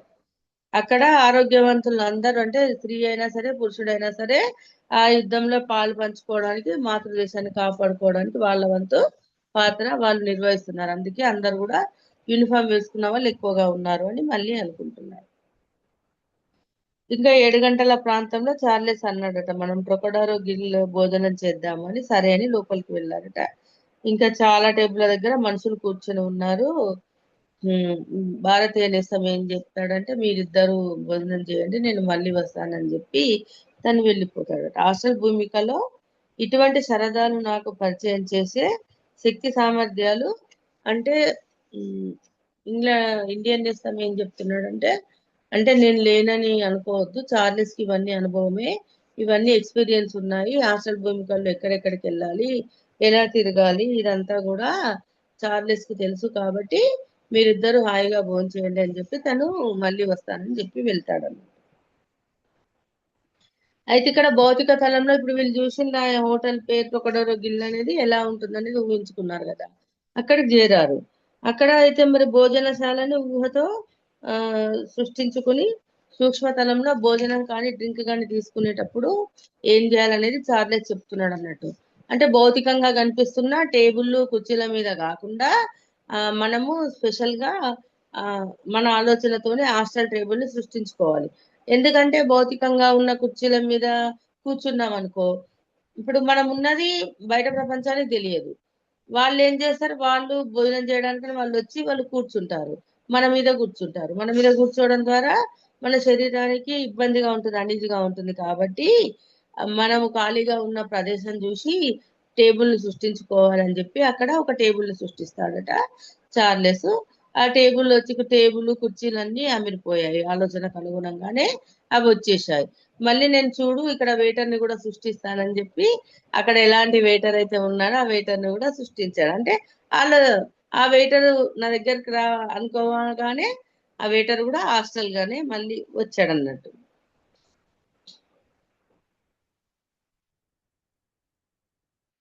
ఇంకా అక్కడ వెయిటర్ చేంజ్ చేసి మరి మీరు ఏం కావాలి అని అడుగుతున్నాడు. భౌతిక తలంలో ఎలాగైతే మీకు ఏం కావాలి, ఏం తాగుతారు అని, ఏం తింటారని అడుగుతారు కదా, అలానే అడుగుతున్నాడు. అంటే అప్పుడు వీళ్ళిద్దరూ డ్రై చెర్రీ కావాలి అని పీటర్ అన్నారట. ఆ చార్లెస్ డ్రై చెర్రీ కావాలన్నాడు, విస్కీ కావాలని పీటర్ గారు అన్నారట. అంటే ఎందుకంటే ఇప్పుడు జరుగుతున్న ఈ ప్రయోగం కోసం 2 రోజులుగా ఆల్కహాల్ అనేది తీసుకోవడం లేదు చెప్పాడు కదా ఇండియన్ నేస్తం. నువ్వు ఆల్కహాల్ ముట్టొద్దు, మాంసం ముట్టొద్దు అని చెప్పాడు కదా. అయితే అందుకే ఇక్కడ ఇప్పుడు చార్లెస్ చెప్పాడు అన్నట్టు, ఇక్కడ ఏమీ వర్తించదు, హాస్టల్ గా నువ్వు ఏది కావాలనుకుంటే అది తీసుకోవచ్చు అని చెప్పాడు అన్నట్టు. ఇంకా అవి 2 ఆర్డర్ చేశారు. వాళ్ళు ఆర్డర్ చేసినాయి వచ్చేసినాయి. అవి భౌతిక లోకంలో చూసినప్పుడు ఎలా ఉంటుందో సేమ్ అలానే ఆ ద్రవం కూడా అలానే కనిపిస్తుంది అన్నట్టు, ఆ డ్రింక్ కూడా. అంటే ఇక్కడ విస్కీ రుచి ఒకవేళ భౌతిక ప్రపంచంలో ఉన్నప్పుడు గనుక ఆ విస్కీ రుచి తెలియదు అనుకో, అది ఇక్కడ దాన్ని తెలియనప్పుడు ఏమీ అనుభవించలేరు హాస్టల్ గా కూడా. అక్కడ భౌతిక ప్రపంచంలో ఆ టేస్ట్ చూశారు కాబట్టి ఇక్కడ వీళ్ళు అనుకోగానే ఆ ద్రవం వచ్చింది వీళ్ళ ముందుట. ఆ అంటే అది తాగుతున్నట్టు దాని రుచిని ఫీల్ అవ్వడం అనేది భావన శరీరమే కదా. ఇక్కడ ఏంటి అంటే అవయవాలు అనేటివి ఉండవు, నోరు గాని చేతులు గాని అంటే ఏది ఉండదు, భావన శరీరం మాత్రమే కాబట్టి అలాంటి ఫీలింగ్ అంటే కేవలం వీళ్ళ ఫీలింగ్ కోసమే అన్నట్టు అక్కడ ఏదైనా కూడా. అంటే ఇంకా చార్లెస్ ఏం చెప్తున్నాడంటే ఇప్పుడు భారతీయ నేస్తం చార్లెస్ కి ఇవన్నీ నేర్పిస్తున్నాడేమో, ఇదివరకు ఇతనికి పరిచయం చేశాడేమో అని అనుకుంటున్నాడు అన్నట్టు పీటర్ గారు. అనుకుంటుంటే అప్పుడు చార్లెస్ అన్నాడు, ఒకసారి నేను ఆయన్ని హార్డ్ డ్రింక్ తాగమని అడిగాను కానీ ఆయన వద్దన్నారు. నాకేం వద్దు, కేవలం ఒక గ్లాస్ మంచినీళ్ళు చాలు అని. ఎందుకంటే ఆయనకి అలవాట్లేదు, భౌతికంగా అలవాట్లేదు, విస్కీ డ్రింక్ చేయడం అనేది అలవాట్లేదు అన్నట్టు. అంటే నాకు ఎప్పుడూ ఆ రుచిని కూడా నేను చూడలేదు కాబట్టి ఇక్కడ అది తీసుకున్నా కూడా వేస్ట్, నాకు దాని ఫీలింగ్ అనేది రాదు అని చెప్పి ఆయన వద్దని ఒక మంచి నీళ్ళే తాగాడట. అదే విధంగా బీడీలు సిగరెట్లు తాగే వాళ్ళు కూడా ఏంటి అంటే హాస్టల్ ప్రపంచంలో ఏంటి బీడీ తాగుతున్నామని ఊహించుకుంటారు, సిగరెట్ తాగుతున్నామని. కానీ అవి అలవాటు లేని వాళ్ళకి అవి అవసరమే లేదన్నట్టు, అక్కడ దాన్ని తెలియదు. అంటే కేవలము ఆ ఫీలింగ్ ఒకటే ఉంటది కాబట్టి ఇక్కడైతే ఏవైతే తింటామో ఏవైతే తాగుతామో వాటి పట్ల మమకారం పోక మనం మళ్ళీ అక్కడ కోరుకుంటాము, కోరుకోగానే అది సృష్టించబడుతుంది.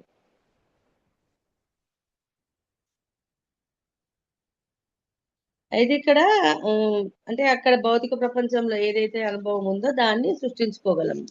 ఇంకా ఇద్దరు కూడా డ్రింకులు సిప్ చేస్తూ అందరినీ గమనిస్తున్నారు. ఆ శబ్దాలు అనేటి అంత చుట్టుపక్కల ఇప్పుడు ఆ వచ్చింది నిజమైన హోటల్ కి, వాళ్ళు భౌతికంగా భూమి మీద ఉన్న హోటల్ కి. కానీ వీళ్ళు టేబుల్ మాత్రం హాస్టల్ గా సృష్టించుకున్నారు, వెయిటర్ ని హాస్టల్ గా సృష్టించుకున్నారు. అంటే మరి అందరూ ఉంటారు కాబట్టి వాళ్ళ కబుర్లు కూడా వీళ్ళకి అందరికి వాళ్ళ మాటలు సౌండ్స్ అన్ని వినిపిస్తున్నాయి. కానీ ప్రతి భౌతిక శబ్దానికి అనుగుణంగా హాస్టల్ గా మళ్ళీ ఇంకో శబ్దం కూడా వినిపిస్తుంది, అది కూడా గమనించాడు అన్నట్టు. అంటే ఆ శబ్దం హాస్టల్ శరీరంతో తిరుగుతున్న వాళ్ళకి మాత్రమే వినిపిస్తుంది. ఇంకా రకరకాల మనుషులు ఆ హోటల్లోకి వస్తూ పోతూ ఉన్నారు. అప్పుడు ఆ అంటే వీళ్ళంతా లైఫ్ ని బాగా ఎంజాయ్ చేస్తున్నారు కదా అని అనుకుంటున్నాడు అన్నట్టు పీటర్ గారు. ఇంత లోపల ఒక అతను వచ్చాడట. అతను ఒక వైమానిక దళ యూనిఫారం వేసుకొని ఉన్నాడు. అతన్ని చూడగానే చార్లెస్ ఏం చేస్తాడు అన్నట్టు అతన్ని పిలుస్తాడు, ఒక కేక్ వేసి పిలుస్తాడు. వాళ్ళిద్దరు కూడా ఒకరినొకరు ఉత్సాహంగా పలకరించుకుంటారు. అప్పుడు అతన్ని తీసుకొచ్చి పీటర్ గారికి పరిచయం చేస్తున్నాడు చార్లెస్. అతను ఒక పైలట్ అని చెప్పి, అతని పేరు రాయ్ చాప్మన్ అని ఒక పైలట్ అని చెప్పి అన్నకు పరిచయం చేస్తున్నాడు. అతను కూడా కొన్ని నెలల క్రితమే బ్రిటన్ యుద్ధంలో చనిపోయాడట అతను కూడా. అంటే చనిపోయాడు కాబట్టే ఇప్పుడు చార్లెస్ పిలవగానే ఆ పిలుపుని అందుకున్నాడు, మళ్ళీ వీళ్ళ దగ్గరకు వచ్చాడు కదా. అతడు కూడా హాస్టల్ శరీరంతోనే ఉన్నాడు. అయితే అతను చాలా మంచివాడు అని చెప్తున్నాడు అన్నట్టు అన్నకు. మళ్ళీ పీటర్ గారు అతన్ని క్వశ్చన్ చేస్తున్నాడు, అంటే మరి ఈ సూక్ష్మ పరిస్థితుల్లో ఎలా ఉంది మరి నీకు, జీవితం ఎలా ఉంది అంటే బాగానే ఉంది, కానీ కొంతకాలం గడిచాక బోర్ కొడుతుంది ఇక్కడ అని అతను చెప్తున్నాడు. ఎందుకు అంటే ఇక్కడ డబ్బు ఖర్చు పెట్టాల్సిన అవసరం లేదు, ప్రతిది కూడా ఒక ఆలోచన మాత్రంగానే సృష్టించబడుతుంది. ఫస్ట్ లో ఏంటంటే హాయిగా అనిపిస్తుంది కానీ తర్వాత బోర్ అయిపోతారు. మరి అంతే కదా భౌతిక ప్రపంచంలోని అంటే మరి డబ్బు సంపాదించాలంటే కష్టపడాలి, ఉద్యోగం చేయాలి, బిజినెస్ చేయాలి, పనులు ఉంటాయి మనకి. మరి మళ్ళీ మనం తినాలంటే వండుకోవాలి, తినాలి. మరి ఆ వండుకోవాలంటే ఎన్నో పదార్థాలు సమకూర్చుకోవాలి. మరి అక్కడ అలాంటిది ఏమీ లేదు కాబట్టి ఆ ఫస్ట్ లోనేమో హ్యాపీగా ఉంటది, తర్వాత బోర్ అయిపోతది, బోర్గా ఉంటామని చెప్తున్నాడు అన్నట్టు. అంటే ఇంకా ఉన్నది ఉన్నట్టు చెప్పాలంటే మాకు ఇంకా పాత సైనిక విభాగంతో ఉండడమే నాకు మేలు అనిపిస్తుంది అని చెప్తున్నాడు అన్నట్టు. అంటే ఇంకా పీటర్ గారు ఏం చేస్తాడు, ఇంకా ఇతన్ని కూడా ఇంకా అడుగుదాము, ఇంకా క్వశ్చన్స్ అడుగుదాము, అతని అనుభవాలు ఏంటో తెలుసుకుందాం అని చెప్పి అడుగుతూనే ఉన్నాడు అన్నట్టు. మరి నీకు మరి టైం పాస్ ఎలా జరుగుతుంది, మరి బోర్ అవుతుంది అన్నావు కదా, టైం పాస్ ఎలా జరుగుతుంది అని అడుగుతున్నాడు. అంటే నా ఆత్మ ఎలా నడిపిస్తే అలా నడుస్తున్నాను. ప్రస్తుతం ఇప్పుడు ఇక్కడికి ఈ క్షణంలో మాత్రం ఒక అమ్మాయి నాతో పాటు డిన్నర్ చేయడానికి వస్తా అన్నది, నేను ఆమె కొరకు వెయిట్ చేస్తున్నాను అంటాడు. అంటే అంటే మరి ఆ అమ్మాయి బతుకుందా చనిపోయిందా అని మళ్ళీ పీటర్ గారు అడుగుతున్నాడు. లేదు, ఆమె కూడా చనిపోయింది. బతికున్న వాళ్ళతో డేట్ చేయడం చాలా కష్టము. ఎందుకంటే బతుకున్న వాళ్ళతో డేట్ చేస్తే వాళ్ళు ఆ భౌతిక శరీరం గుర్తుకు రాగానే అందులోకి వెళ్ళిపోతారు. కాబట్టి ఆ భౌతిక శరీరం ఉన్న వాళ్ళతో చేయొద్దు, ఇక్కడ హాస్టల్ గా ఉన్న వాళ్ళతోనే డేట్ కి వెళ్ళాలి అని చెప్తున్నాడు ఆయన.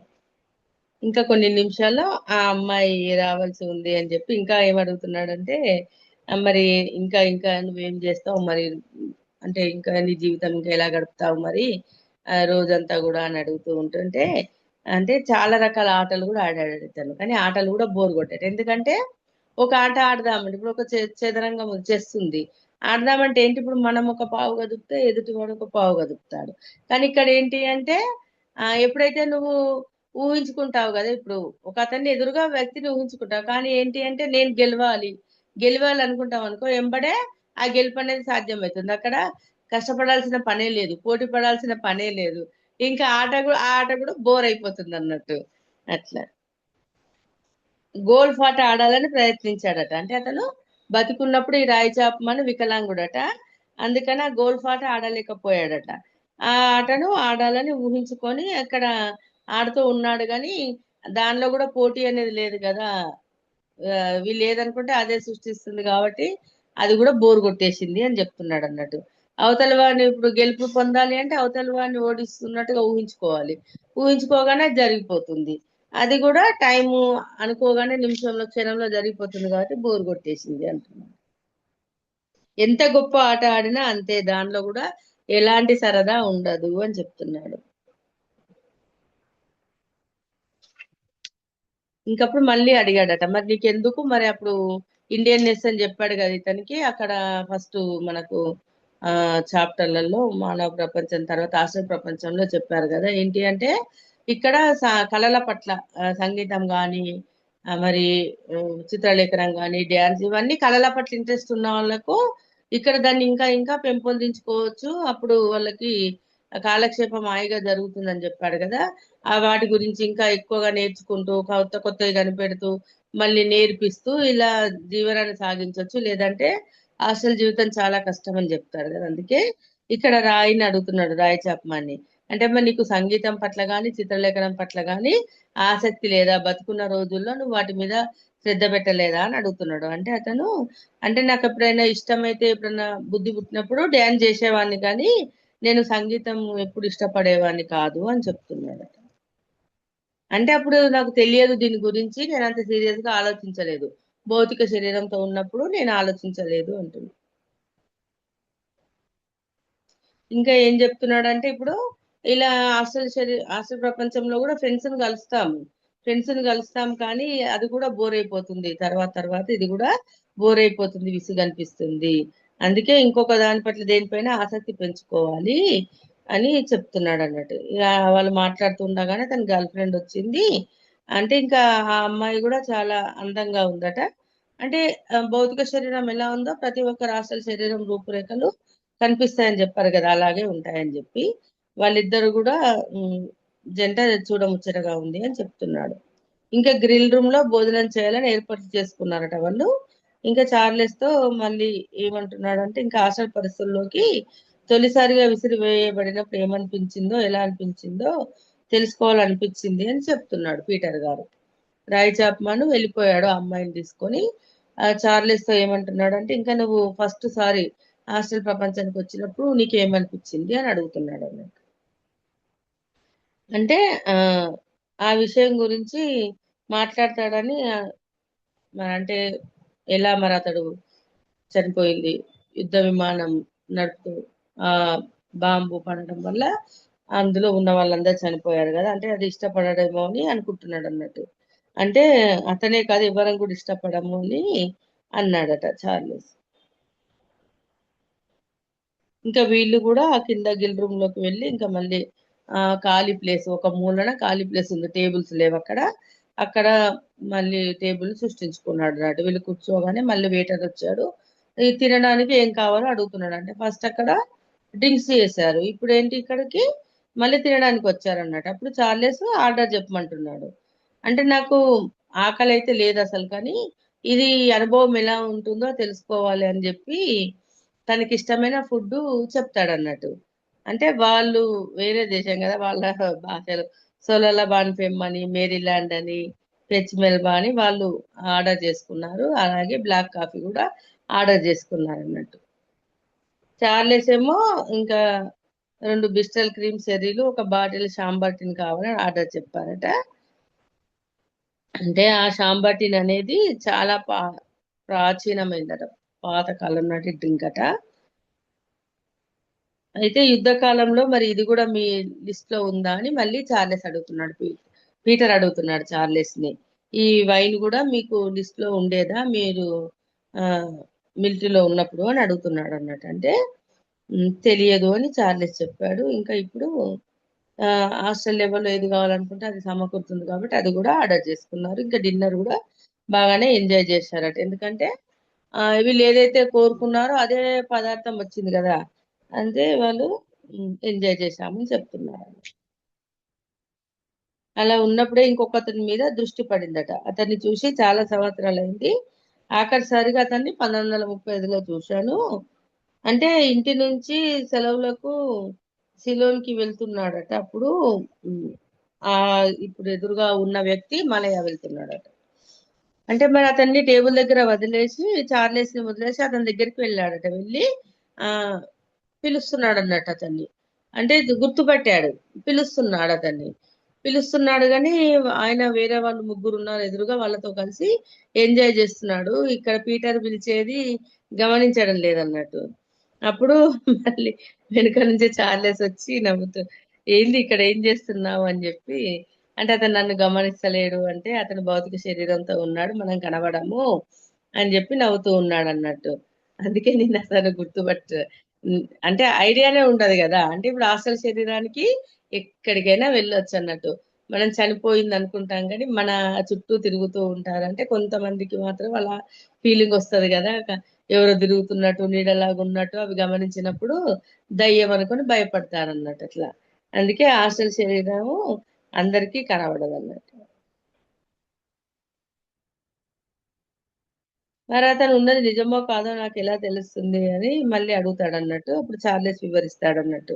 అంటే అతడు భౌతిక శరీరంతో పాటు ఉండే ఆ అంటే కొంచెం చెప్పడం కష్టం కానీ కొద్దిగా తేడా అయితే ఉంటది. ఈ బతికున్నప్పుడు భౌతిక శరీరము వేరే ఉంటది. భౌతిక శరీరం మరి అక్కడ ఉండి సూక్ష్మ శరీరం బయటకు వస్తది కదా, ఆ సూక్ష్మ శరీరం అంచులేమో అస్పష్టంగా అంటే కొంచెం బూజు పట్టినట్టుగా ఉంటాయట. అంటే ఇప్పుడు పీటర్ గారు భౌతిక శరీరం అక్కడ విడిచి సూక్ష్మ శరీరంతో వచ్చాడు.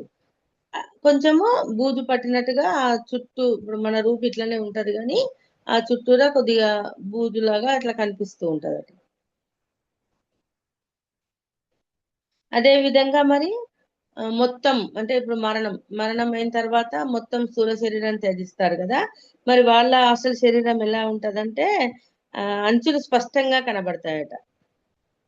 ఇంకో తేడా ఏంటంటే స్థూల శరీరాన్ని తాత్కాలికంగా వదిలిపెట్టి కాసేపటి కోసం హాస్టల్ శరీరానికి వస్తారు కదా, వాళ్ళ చుట్టూ పల్చటి వెండి తీగ ఉంటుంది, ప్రాణమయ తీగ. అది కూడా అందరికీ కనబడదు, కానీ సూక్ష్మలోకంలోకి శాశ్వతంగా వచ్చిన వాళ్ళు ఉన్నంత సజీవంగా కనబడదు. అంటే ఇప్పుడు మూడు తేడాలు: భౌతిక శరీరంతో ఉన్న వాళ్ళు మామూలు రూపు కనిపిస్తుంది, భౌతిక శరీరంలో ఉండి సూక్ష్మ శరీరంతో వచ్చిన వాళ్ళ అంచులు ఇట్లా బూజులాగా ఉంటది. మరి మొత్తం స్థూల శరీరాన్ని విడిచిపెట్టి ఆ శాశ్వతంగా సూక్ష్మలోకానికి వచ్చిన వాళ్ళ అంచులు స్పష్టంగా కనబడతాయి అన్నట్టు.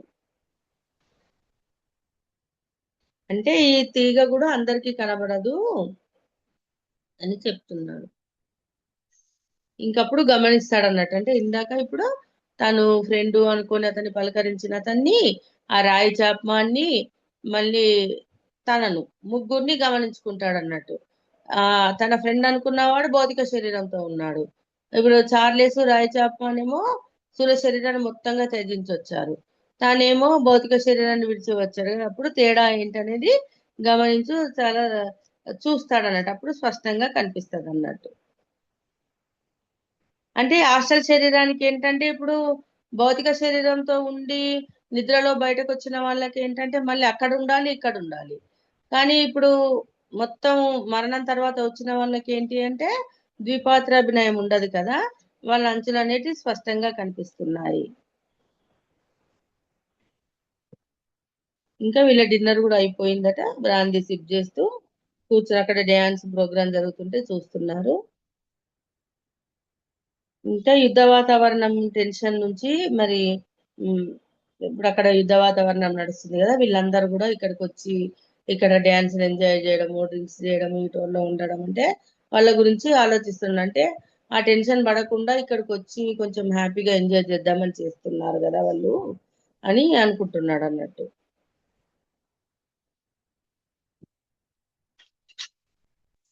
ఇంకా డ్యాన్స్ చేసే వాళ్ళు కూడా వీళ్ళ దగ్గరికి వచ్చినప్పుడు కూడా ఆ గమనిక అనేది చూశాడు అన్నట్టు. అంటే భౌతిక శరీరంతో ఉన్నారు కదా, ఆ వాళ్ళని కూడా గమనిస్తూ ఉన్నాడు. ఇది అయిపోయాక వాళ్ళు ఇంకొక చిన్న నైట్ క్లబ్ కు తీసుకువెళ్తానన్నాడట. అక్కడ ఏంటి అంటే చార్లెస్ చనిపోయే ముందు ఆ క్లబ్ లో సభ్యుడిగా ఉండేవాడట. ఆ క్లబ్ కూడా ఏ విధిలో ఉందో మర్చిపోయాడు పీటరు. అయితే అక్కడికి తీసుకెళ్తానని చెప్పాడట. అక్కడ కూడా సేమ్ అక్కడికి వెళ్ళాక ఇక్కడ ఎలా అయితే ఒక టేబుల్ సృష్టించాడో అక్కడ కూడా టేబుల్ సృష్టించి వేటర్ని పెట్టాడు. ఇంకా ఇంగ్లాండ్ టైం ప్రకారం అప్పుడు టైం 10 గంటలు అవుతుంది. వాతావరణం అనేది మారిపోయిందట. ఏంటి అంటే ఆ నైట్ క్లబ్ కూడా అంటే కిటకిటలాడిపోయింది. ఏంటి సడన్ గా ఆ యుద్ధంలో ఉన్న వాళ్ళ సైన్యంలో ఉన్న వాళ్ళందరూ వచ్చేసారట అక్కడ. వాళ్ళంతా కూడా ఆ చాలా మంది ఉన్నారు. ఇంకా కొంతమంది మామూలు వాళ్ళు కూడా ఉన్నారట. ఆ అనుకోకుండా సడన్ గా విమానం అంటే శత్రు విమానం దాడికి వస్తుందనే సైరన్లు వినిపించాయట. అవి వినబడగానే ఇంక అందరూ ఉరుకులు పరుగులతో బయటకు వెళ్తూ ఉంటారు కదా. అంటే ఇంకా లండన్ వాసులంతా కూడా ఇలాంటి దాడులు జరిగినప్పుడు దాక్కోవడానికి వీలుగా వాళ్ళు కొన్ని ప్లేసులు నిర్మించుకున్నారు. అంటే కొన్ని ట్యూబుల్లో దాక్కోవడానికి షెల్టర్లు కట్టుకున్నారట. ఆ యుద్ధం జరిగేటప్పుడు ప్రాణ నష్టం జరగకుండా, జన నష్టం జరగకుండా అలా చేసుకున్నట్టు వాళ్ళందరూ వెళ్ళి అందులో దాక్కుంటున్నారు అన్నట్టు. ఇంకా అప్పటికి చీకటి పడింది అనుకుంటున్నారు. ఇంకా సూక్ష్మ శరీరంలో ఉన్న మాకు మాత్రం ఆ శ్రీలంకలో బయలుదేరినప్పుడు ఎలా ఉందో అలాంటి వాతావరణమే ఉందని చెప్తూ ఉన్నాడు. ఆ ఈ యుద్ధం జరుగుతుంది, అక్కడ తుపాకులు పేల్చిన శబ్దం కూడా వినిపిస్తుంది అని చెప్తూ ఉన్నాడు అన్నట్టు పీటర్ గారు. ఇంకా ఇంతలో ఒక ఇంగ్లీష్ ఫైటర్ విమానం కూడా కార్యరంగంలోకి దూకింది అంటుంది. మళ్ళీ ఈ టైంలో ఇంకా భారతీయ నేస్తం కూడా మళ్ళీ వీళ్ళ దగ్గరికి వచ్చాడు అన్నట్టు. అంటే ఇక్కడ భారతీయ నేస్తం ఏం చెప్తున్నా అంటే ఇప్పుడు అక్కడ యుద్ధం జరుగుతుంది కదా, మనము ఆ ప్లేస్ కి వెళ్దాము. ఎందుకంటే అక్కడ ఎవరికైనా అవసరమైతే మనం సహాయం చేయొచ్చు అని చెప్పి అక్కడ తీసుకెళ్లాడు. అంటే అలా అంటే పీటర్ గారికి అర్థం కాలేదన్నట్టు. ఏంటి వాళ్ళకి సహాయం చేయడం అంటున్నాడు, అక్కడ మనం ఏం సహాయం చేయగలమని ఇతను అనుకుంటున్నాడు. కానీ అతన్ని చెప్పిన విధంగా అతన్ని అనుసరించారు. ముగ్గురు కలిసి మళ్ళీ ఆ ప్లేస్ కి వెళ్ళాలన్నట్టు. ఈ యుద్ధం జరుగుతున్న ప్లేస్ కి అక్కడ యుద్ధ విమానాలు ఒకరి మీద ఒకరు బాంబులు వేసుకోవడము అది జరుగుతుంది. అప్పుడు చార్లెస్ కనపడలేదట. అయితే ఏంటి చార్లెస్ లేడు, ఎక్కడికి వెళ్ళి దారి తప్పిపోయాడా అంటే కాదు. ఆ ఇలా వాళ్ళు అంటే ఒకరి మీద ఒకరు కుక్కల్లా కొట్లాడుకుంటున్నారు కదా, చార్లెస్ కలా చూడడం అనేది ఇష్టం ఉండదు, అందుకే ఆ అక్కడ ఆగిపోయాడని చెప్తున్నాడు అన్నట్టు. అంటే అతడు యుద్ధం జరిగినప్పుడు చనిపోయాడు కదా, ఇంకా అతని లోపల బాధ అనేది ఉన్నది అని అర్థమైంది అన్నట్టు పీటర్కి. ఇంకా తర్వాత కనిపిస్తాడేమో అని అనుకుంటాడు. ఇంకా యుద్ధం జరిగే ప్లేస్కి వెళ్ళారు. అక్కడి నుంచి ముందుకు సాగుతున్నారు.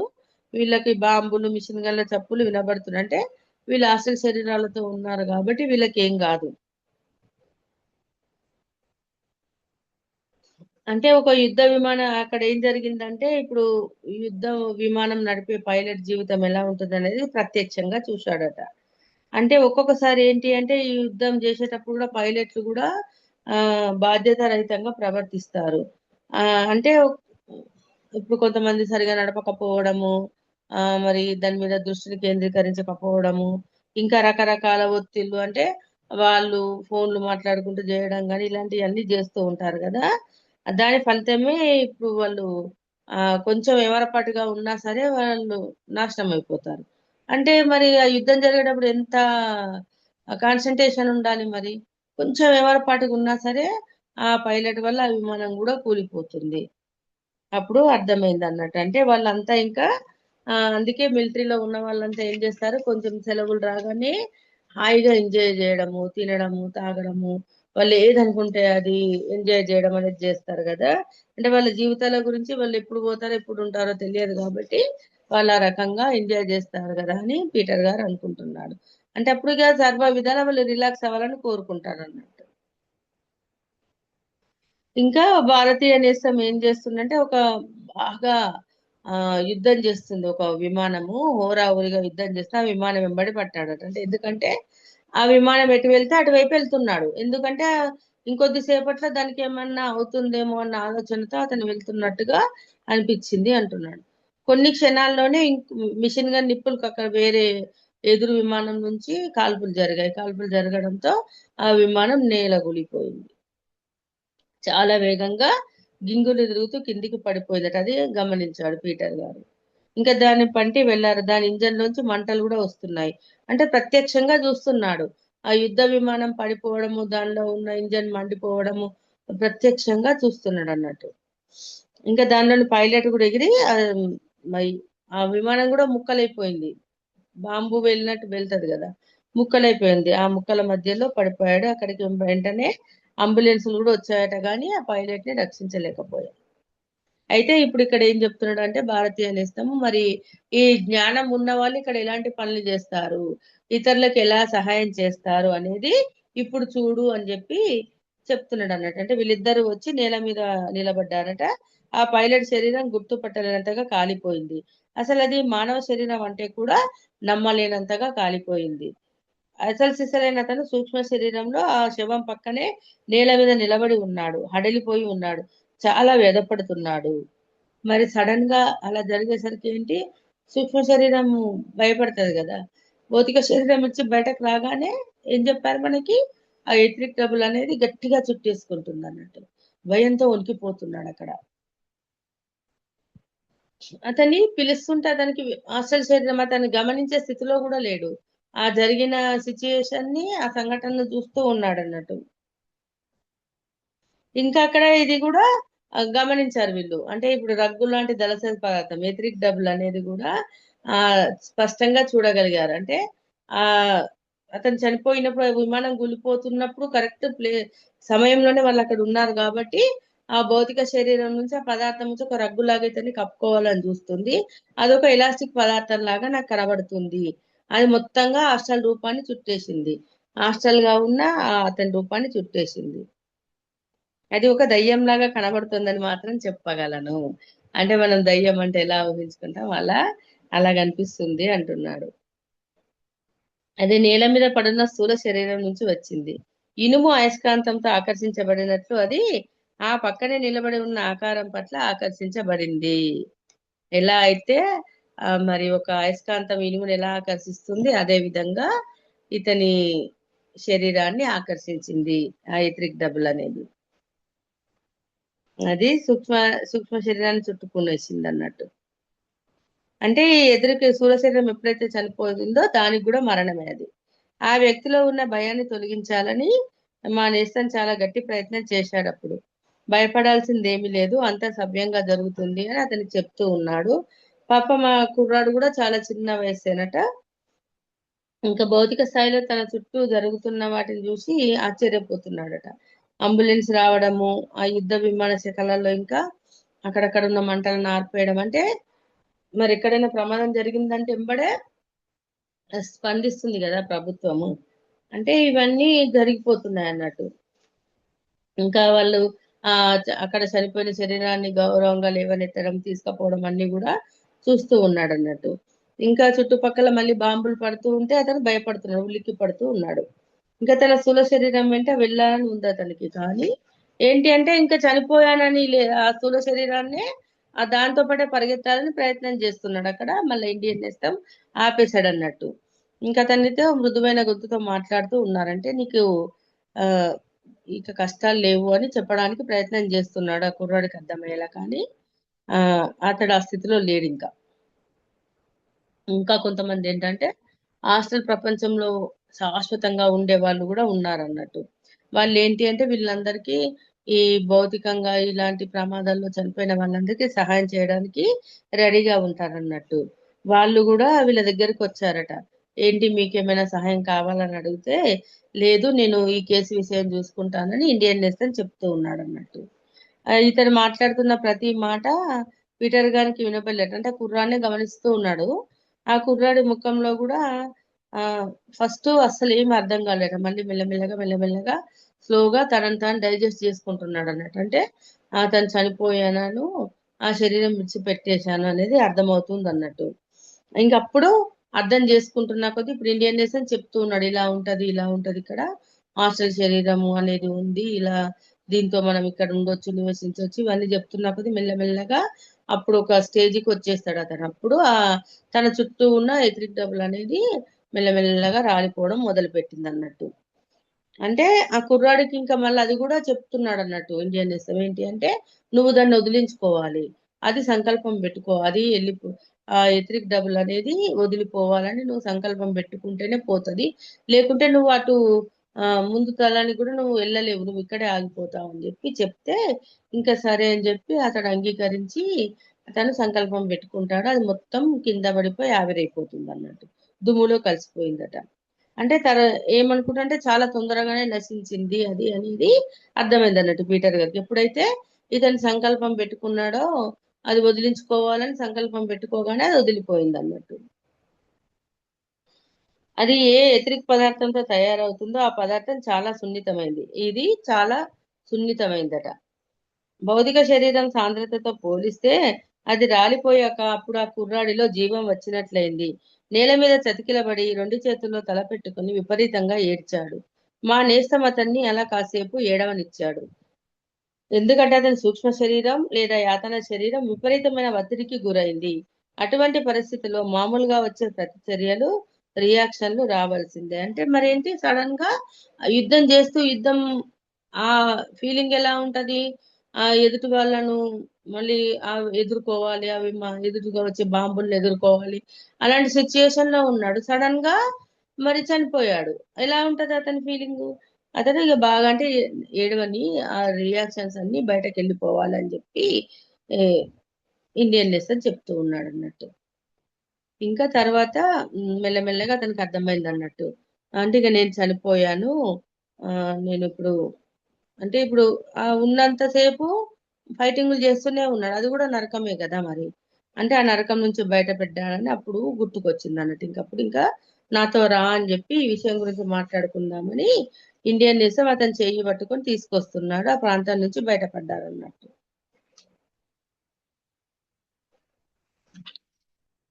ఇక్కడ కొంచెం ఇంకొక పేరా చెప్పొచ్చా మేడం, ఒక 10 మినిట్స్? ఇంకా ఇండియన్ నేస్తం ఏం చేశాడు, అతన్ని అడవి దగ్గర ఒక అందమైన చోటుకి తీసుకెళ్లాడు. ఒక చిన్న సెలయేరు మెలకలు తిరుగుతూ ఉందన్నట్టు. అది మెలకలు తిరుగుతూ వెళ్ళి మళ్ళీ పెద్ద నదిలో కలుస్తుంది. అయితే ఇంకా దాని ఒడ్డున నిశ్శబ్దంగా కూర్చున్నారట. ఇక్కడ అంటే పీటర్ గారికి ఏమనిపిస్తుంది అంటే, ఆ యుద్ధం జరిగిన ప్రదేశం చూస్తే దాన్ని కూడా అక్కడ ఒక నరకంలా అనిపించింది, ఇప్పుడు ఇక్కడ ఈ సెలయేరుని చూసి ప్రశాంతంగా ఒక స్వర్గంలా అనిపిస్తుంది అని చెప్తున్నాడు అన్నట్టు. ఇంకా మెల్లమెల్లగా ఆ ఇండియన్ నేసం ఆ కుర్రాడితో మాట్లాడుతుంటే మెల్లమెల్లగా కుర్రాడిలో ఉన్న బాధ, దుఃఖము, భయము అన్ని కరిగిపోవడం మొదలుపెట్టింది అన్నట్టు. ఇంకా మళ్ళీ ఏం జరిగింది, జరిగింది ఇది అని చెప్తే ఫస్ట్ నమ్మలేదట. కానీ నేను ఇంతలా బతికుంటే మరి ఇప్పుడు నాకు అనిపిస్తుంది కదా నా శరీరము, మరి నేను బతికే ఉన్నాను కదా, మరి నేను చనిపోయానని ఎలా చెప్తున్నారు మీరు అని, ఇది ఎలా సాధ్యమని అడుగుతున్నాడు అన్నట్టు. అంటే మళ్ళీ దాని గురించి కూడా వివరిస్తాడు. నీ నీ ఇల్లు ఎక్కడుందో చెప్పమని అడుగుతారు. అప్పుడు నువ్వు మాతో రా అని చెప్పి, మీ అమ్మ నాన్న ఎలా ఉన్నారో వెళ్ళి చూద్దాము, నీకు చూపిస్తానని చెప్పి ఇండియన్ నేస్తం అతన్ని తీసుకొని వెళ్తున్నాడు. అతడు తన ఇంటిని చూపించాడు. ఆ ఇల్లు ఫిన్స్లీకి అవతల ఉందట. అతని కుటుంబ సభ్యులు మంచాల అంటే ఇక పడుకోవడానికి రాత్రి అయింది, నిద్రపోవడానికి తయారవుతున్నారు. అంటే ఇప్పుడు అక్కడ తీసుకెళ్లి తల్లిదండ్రులు చూపించాడు ఇండియన్ నేస్తం. వాళ్ళని కన్నార్పకుండా చూస్తున్నాడు ఆ కుర్రాడు. అప్పుడు చెప్తున్నాడు అన్నట్టు. అంటే ఆ వాళ్ళు నిద్రపోగానే వాళ్ళ సూక్ష్మ శరీరాలు కూడా బయటకు వస్తాయి, నువ్వు వాళ్ళతో మాట్లాడొచ్చు. ఇప్పుడు వాళ్ళు పడుకుంటారు కదా, వాళ్ళు నిద్రపోగానే నువ్వు వాళ్ళ శరీరాలు సూక్ష్మ శరీరాలతో మాట్లాడొచ్చు అంటే అని ఎలా ఉంటది అనేది చెప్పి ఆ, మరి నువ్వు కూడా వాళ్ళకి చెప్పాలి. అంటే నీ చనిపోయిన విషయం ఇంకా వాళ్ళకి అందలేదు వార్త. ఆ వార్తకు వాళ్ళని సిద్ధం చేయాలని చెప్పి చెప్తాడన్నట్టు. ఇలా సహజంగానే వాళ్ళు వాళ్ళ సూక్ష్మ శరీరాలు బయటకు రాగానే చెప్తారన్నట్టు. ఆ అబ్బాయి కూడా అమ్మ నాన్న నేను చనిపోయాను, ఈ శరీరం విడిచిపెట్టానని చెప్పి చెప్తే వాళ్ళు ఆ అసలు శరీరంతో ఉన్నారు కదా, వాళ్ళు కొద్దిగా టెన్షన్ పడతారు ఫస్ట్. అంటే చనిపోయగానే టెన్షన్ వచ్చేస్తది. కానీ ఎదురుగా చూస్తే కనిపిస్తున్నాడు కదా, అంటే కొంచెం స్థిమిత పడ్డారు. అంటే మా కొడుకైతే మాకు కనిపిస్తున్నాడు, భౌతిక శరీరం మాత్రమే. అంటే ఇంకా వాళ్ళకు కూడా తెలియదు కదా, ఈ జ్ఞానం అనేది తెలియదు. కానీ వీళ్ళు మెల్లగా చెప్తూ అర్థం అర్థం వాళ్ళకి అర్థమయ్యేలా చెప్పేసరికి ఇక కొంచెము ఆ టెన్షన్ తగ్గించుకున్నారు. మళ్ళీ ఉమ్, పడుకోవడానికి సిద్ధమయ్యాడు. అంటే మేము కూడా మా కొడుకుని రోజు కలవచ్చు, అంటే నిద్రపోయినప్పుడు సూక్ష్మ శరీరంతో బయటకు వచ్చి కలవచ్చు అనేది వాళ్ళకి అర్థమైంది అన్నట్టు. అర్థమయ్యి ఆ బాధ అనేది తగ్గిపోయింది. అయితే ఇక్కడ ఏంటి అంటే మళ్ళీ భౌతిక శరీరంతో ఉన్నోళ్ళకు మరి ఈ నిద్రలో జరిగింది ఏది మళ్ళీ తెల్లారి మెలకు వచ్చిన తర్వాత ఏది గుర్తుండదు. అది జాలి పడాల్సిన విషయము అని చెప్పుకుంటున్నారు. అంటే ఇంకప్పుడు అర్థమైంది. అంటే ఏంటి అంటే ఇంకా ఆ, ఎవరన్నా కుటుంబ సభ్యులు యాక్సిడెంట్ గురైనా చనిపోయినా కూడా వాళ్ళు అసలు భూమికలో ముందుగానే చెప్పడం జరుగుతుంది అన్నమాట. అంటే ఇక్కడ ఇప్పుడు ఇండియన్ నేస్తం ఎలా అయితే చెప్పాడో అక్కడ కూడా చాలా మంది హాస్టల్ గా సేవ చేసే వాళ్ళు ఉన్నారని చెప్పి, శాశ్వతంగా ఉండే వాళ్ళు కూడా ఇదే పని చేస్తారు అన్నట్టు. సడన్ గా చనిపోయిన వాళ్ళకి వాళ్ళ పరిస్థితి అర్థమయ్యేలా చెప్పి వివరించి వాళ్ళు ఆ ఎత్తికి డబ్బుల నుంచి బయటపడే ప్రయత్నం చేస్తారు అన్నట్టు. అప్పుడు అర్థమైంది అన్నట్టు పీటర్ గారికి. అంటే ఇలా ఈ జ్ఞానం అనేది అందరికీ లేదు కదా, మళ్ళీ అక్కడ కూడా మనకి సహాయం చేసే వాళ్ళు ఉంటారు అని చెప్పి అర్థమైంది. ఇంకా వాళ్ళతో కాసేపు గడిపి మరణం అంటే ఏంటో అని వివరించారట. ఆ తర్వాత పిల్లాన్ని తీసుకొని వెళ్ళాడు అన్నట్టు పీటర్ గారు. ఓకే ఫ్రెండ్స్, మరి టైం ఎక్కువైంది, మళ్ళీ రేపు చెప్పుకుందాము. ఇది ఇంకా పూర్తి కాలేదు. మరి నాకు ఈ అవకాశం ఇచ్చిన విశ్వానికి, భద్రజీ మహిళా చైతన్యానికి, ఇక్కడ విన్న మీ అందరికీ కూడా నా హృదయ కృతజ్ఞతలు, వేల వేల కృతజ్ఞతలు. ఈ సృష్టిలోని గురువులందరికీ కూడా వేల వేల కృతజ్ఞతలు. ఓకే ఫ్రెండ్స్, ఎవరైనా మాట్లాడతారా? Thank you madam. చాలా అద్భుతమైన ఆత్మజ్ఞానాన్ని అందించారు మేడం గారు. మూడో రోజు కూడా చాలా ఎంతో అద్భుతంగా ఉంది. ఆత్మాయనం ప్రయాణం వింటుంటే అంతే వింటూనే ఉంటాం మనం. Travels లో ఎట్లా జరుగుతుంది? భౌతిక శరీరం అసలు అంటే ఆత్మ రూపంలో ఉన్నటువంటి శరీరాన్ని బాగా డిఫరెన్స్ ఫీలింగ్స్ చాలా అద్భుతంగా అన్నమాట.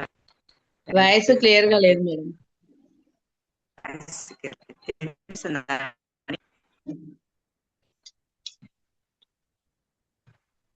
మనకి అద్భుతమైన ఆత్మజ్ఞానాన్ని 2 రోజుల నుంచి అందించారు మేడం గారు. చాలా అద్భుతంగా ఉంది. ఆస్ట్రల్ ట్రావెల్స్ లో అంటే మనం వింటూ ఉంటాం కదా, ఆత్మ ఏ విధంగా ఆస్ట్రల్లో ప్రయాణిస్తుంది, వాటన్నిటి నుంచి కూడా గురించి కూడా మనకి చాలా అద్భుతంగా చెప్పారు మేడం. మనం ఏదైనా డౌట్స్ ఉన్నా కానీ మేడం గారి క్లాస్ గురించి ఒకసారి మనకి మనం ఎక్స్ప్లెయిన్ చేద్దాం ఫ్రెండ్స్. రండి ఎవరైనా ఉంటే. Thank you madam, Rani madam. Thank you అండి. బాగా చెప్పారు మేడం. అవు మేడం, తృతీయ మరణము రేపు వస్తుందా? ఇప్పుడు రాలే కదా, ఇంట్లో రాలేదు తృతీయ మరణం. రాలేదు. ఇది లండన్ మొదటి హాస్టల్ ప్రయాణం. Okay okay, thank you so much madam. మళ్ళీ ఒకసారి అవకాశం ఇచ్చింది. Thank you. Thank you. Thank you.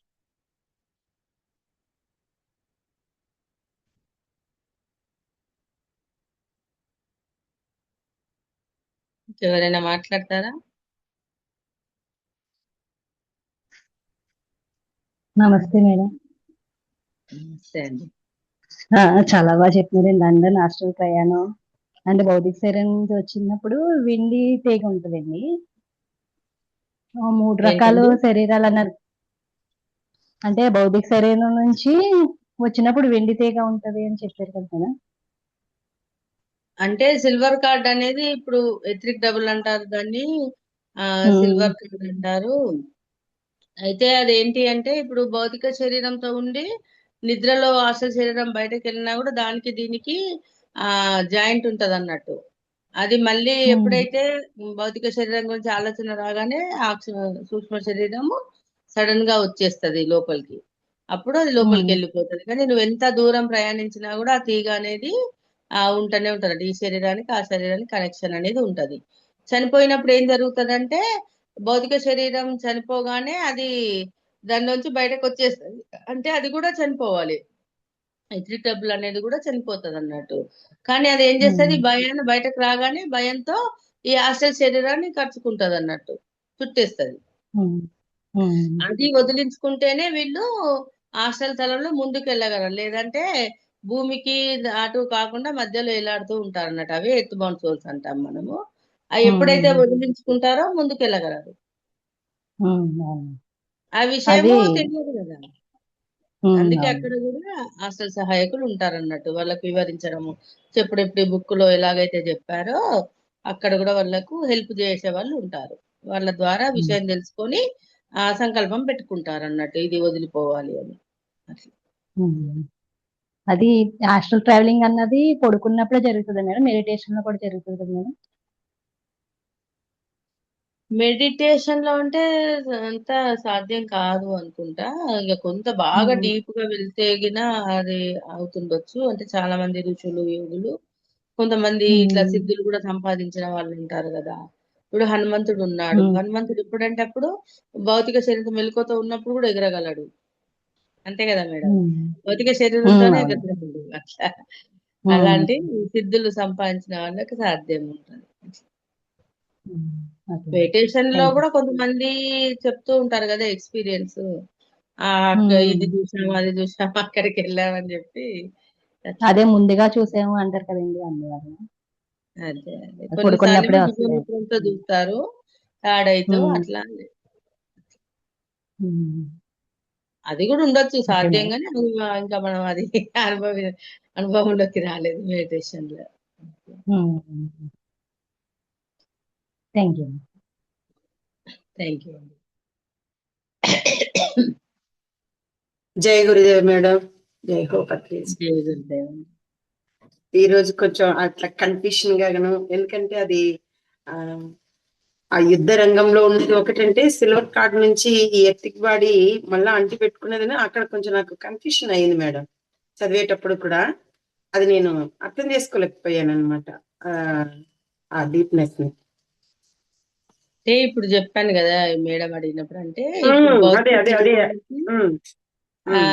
Hostel శరీరానికి మధ్య ఎథరిక్ డబుల్ అనే తీగ, మీరు సిల్వర్ కార్డ్ వెండి తీగ అనుకోండి సరే, అది రెండిటికి కలిపి ఉంటది అన్నట్టు.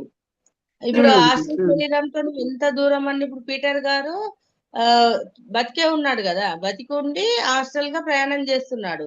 ఈయన ఎంత దూరం వెళ్ళినా కూడా ఆ తీగ భౌతిక శరీరం సాగుతూనే ఉంటది అన్నట్టు.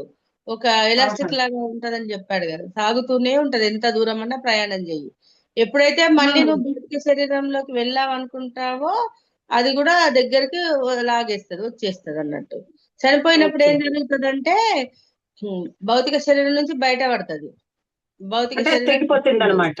ఆ సిల్వర్ కార్డ్ తెగిపోతుంది, తెగిపోయి అది ఏం చేస్తుంది, భయంతో అసలు శరీరాన్ని చుట్టేసుకుంటది అన్నట్టు. అది దానికి కూడా ఇష్టం ఉండదు, చనిపోతున్నా భయం వచ్చేస్తుంది అన్నట్టు. భయం వచ్చేసి అసలు శరీరాన్ని చుట్టేసుకుంటది అది. నిజం నిజం, అవును మేడం. అది మళ్ళా ఒక 4-5 సార్లు చదువుతుంటే గానీ దాని ఒక వివరం అర్థం కాలేదు మేడం. ఇప్పుడు మళ్ళా మీరు 2-3 సార్లు చెప్పినాక దాని ఒక క్లారిటీ వచ్చిందండి. థ్యాంక్ యూ మా, థ్యాంక్ యూ. అడగండి, అర్థం కానప్పుడు అడగాలి కదా. ఎందుకంటే ఇవన్నీ కొత్త పదాలు కదా, ఇవన్నీ ఎప్పుడు వినని పదార్థాలు. అవి చెప్పిందేమో నరకం స్వర్గం అని చెప్పారు గాని ఇలా ప్రయాణాలు ఉంటాయని, లేకపోతే ఈ గరిమ లగిమా సిద్ధిలు, ఆ అష్ట సిద్ధిలు తీసుకున్న వాళ్ళు కావాలంటే చేయగలుగుతారు. ఒక సామాన్యమైన మనం అవన్నీ చేస్తాం అనేది లేదు కదా మేడం, తెలియదు కదా. ఉంటది, మనం కూడా ఇప్పుడు కళ్ళలో ఇప్పుడు మన లోపల మనకు తెలియకుండానే ఏమైనా కోరికలు ఉన్నాయనుకోండి, మరి ఉమ్, అక్కడికి మనం గమనించాం అంతే, గమనించాం. కానీ ఇప్పుడు చాలా మంది కూడా ఇప్పుడు ఎటైనా ఇప్పుడు తిరుపతి వెళ్ళాలనుకున్నా, షిరిడి, కొంతమందికి దర్శనాలు కూడా అవుతాయి కదా మేడం. ఉమ్, ఉమ్, ఉమ్. అవన్నీ తెలియకుండా కళని చెప్పుకుంటాం గానీ మనం వెళ్ళి చూసామని మనం చెప్పుకునేది లేదనమాట. నమ్మరు. కళలో అది ఆ, దాన్ని అదే చెప్తున్నా నేను కూడా. అంగీకరించారు అన్నట్టు. కళ అంగీకరించాం. అంటారు అట్లా. అది కళ, కళ అని దానికి కళ అని పేరు పెట్టామన్నమాట. కానీ మనం అది నిజంగా వెళ్ళి చూసొచ్చామనేది ఇప్పుడు ఆ, ధ్యానానికి వచ్చినాక దాన్ని ఒక రుచిను, దాని ఒక అర్థమైంది మేడం. అందు ముందు అలాగే కదా ఇప్పుడు చెప్పుకుంటా చాలా ఉన్నాము. మందికి మరి ఏంటి ధ్యానంలో ఉన్నప్పుడు గాని స్వప్నాల్లో గాని తిన్నట్టుగా కలొస్తుంది చూడండి. ఉమ్, హాస్టల్ లో కొంతమంది అంటే ఒక ఒక మేడంకి ఏంటి అంటే మామూలుగా భౌతిక శరీరంలో షుగర్ వ్యాధి ఉంది అన్నట్టు. ఉమ్, అయితే ఆమెకు స్వీట్ తినాలంటే భయం. ఇంకా అది స్వీట్ తినద్దు అనేది ఒక ఉంటది కదా, అభిప్రాయం అనేది లోపల ఉంటది కదా. అయితే ఆ, ఒకసారి ఆమెకు డ్రీమ్ లో ఏం జరిగిందంటే అన్ని స్వీట్స్ పెట్టారంట పల్లెల్లో. సీడ్స్ పెట్టి ఉమ్, నువ్వు ఇక్కడ తినొచ్చు, హాస్టల్ శరీరంతో తింటే నీకేం కాదు, నీ కోరిక కూడా తీరిపోతుంది, నువ్వు తినేసేయ్ ఉమ్, అని చెప్పి మాస్టర్స్ చెప్తున్నారట. అంటే ఆమె ఉమ్. లోపల అయ్యో నేను తినలేకపోతున్నా అనే ఫీలింగ్ అంతే ఉన్నదేమో, కదా మేడం. అప్పుడు ఆ, ఆ. అనుభవం వచ్చింది అన్నట్టు. అంతే.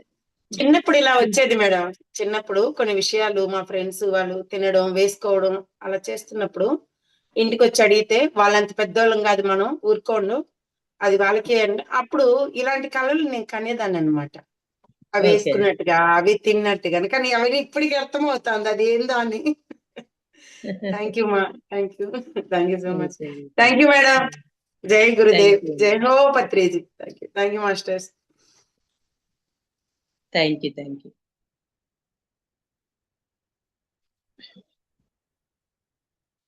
ఇంకెవరైనా మాట్లాడతారా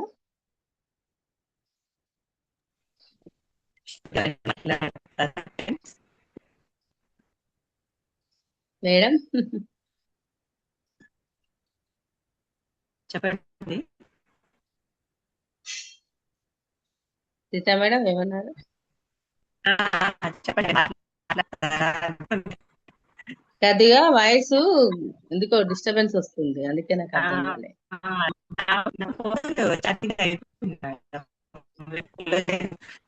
కొంచెం వాయిస్ డిస్టర్బెన్స్ ఉంది మేడం. అవునండి.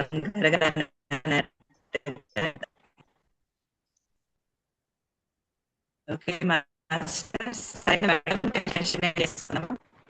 Okay madam. ఓకే. మళ్ళీ కలుసుకుందాం. ఆత్మ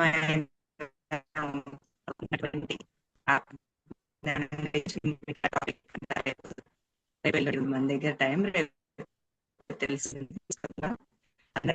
ఓకే. సమయం జూమ్ లో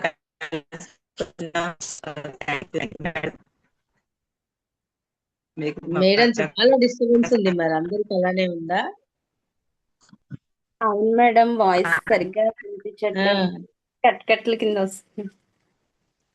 అయితే ఇది సరిగా లేదు. ఓకే మేడం, మరి కలుసుకుందాం. Okay madam, bye. మేడం అది ఎండ్ చేస్తా. ఓకే అండి. Okay. Okay. Thank you. Thank you.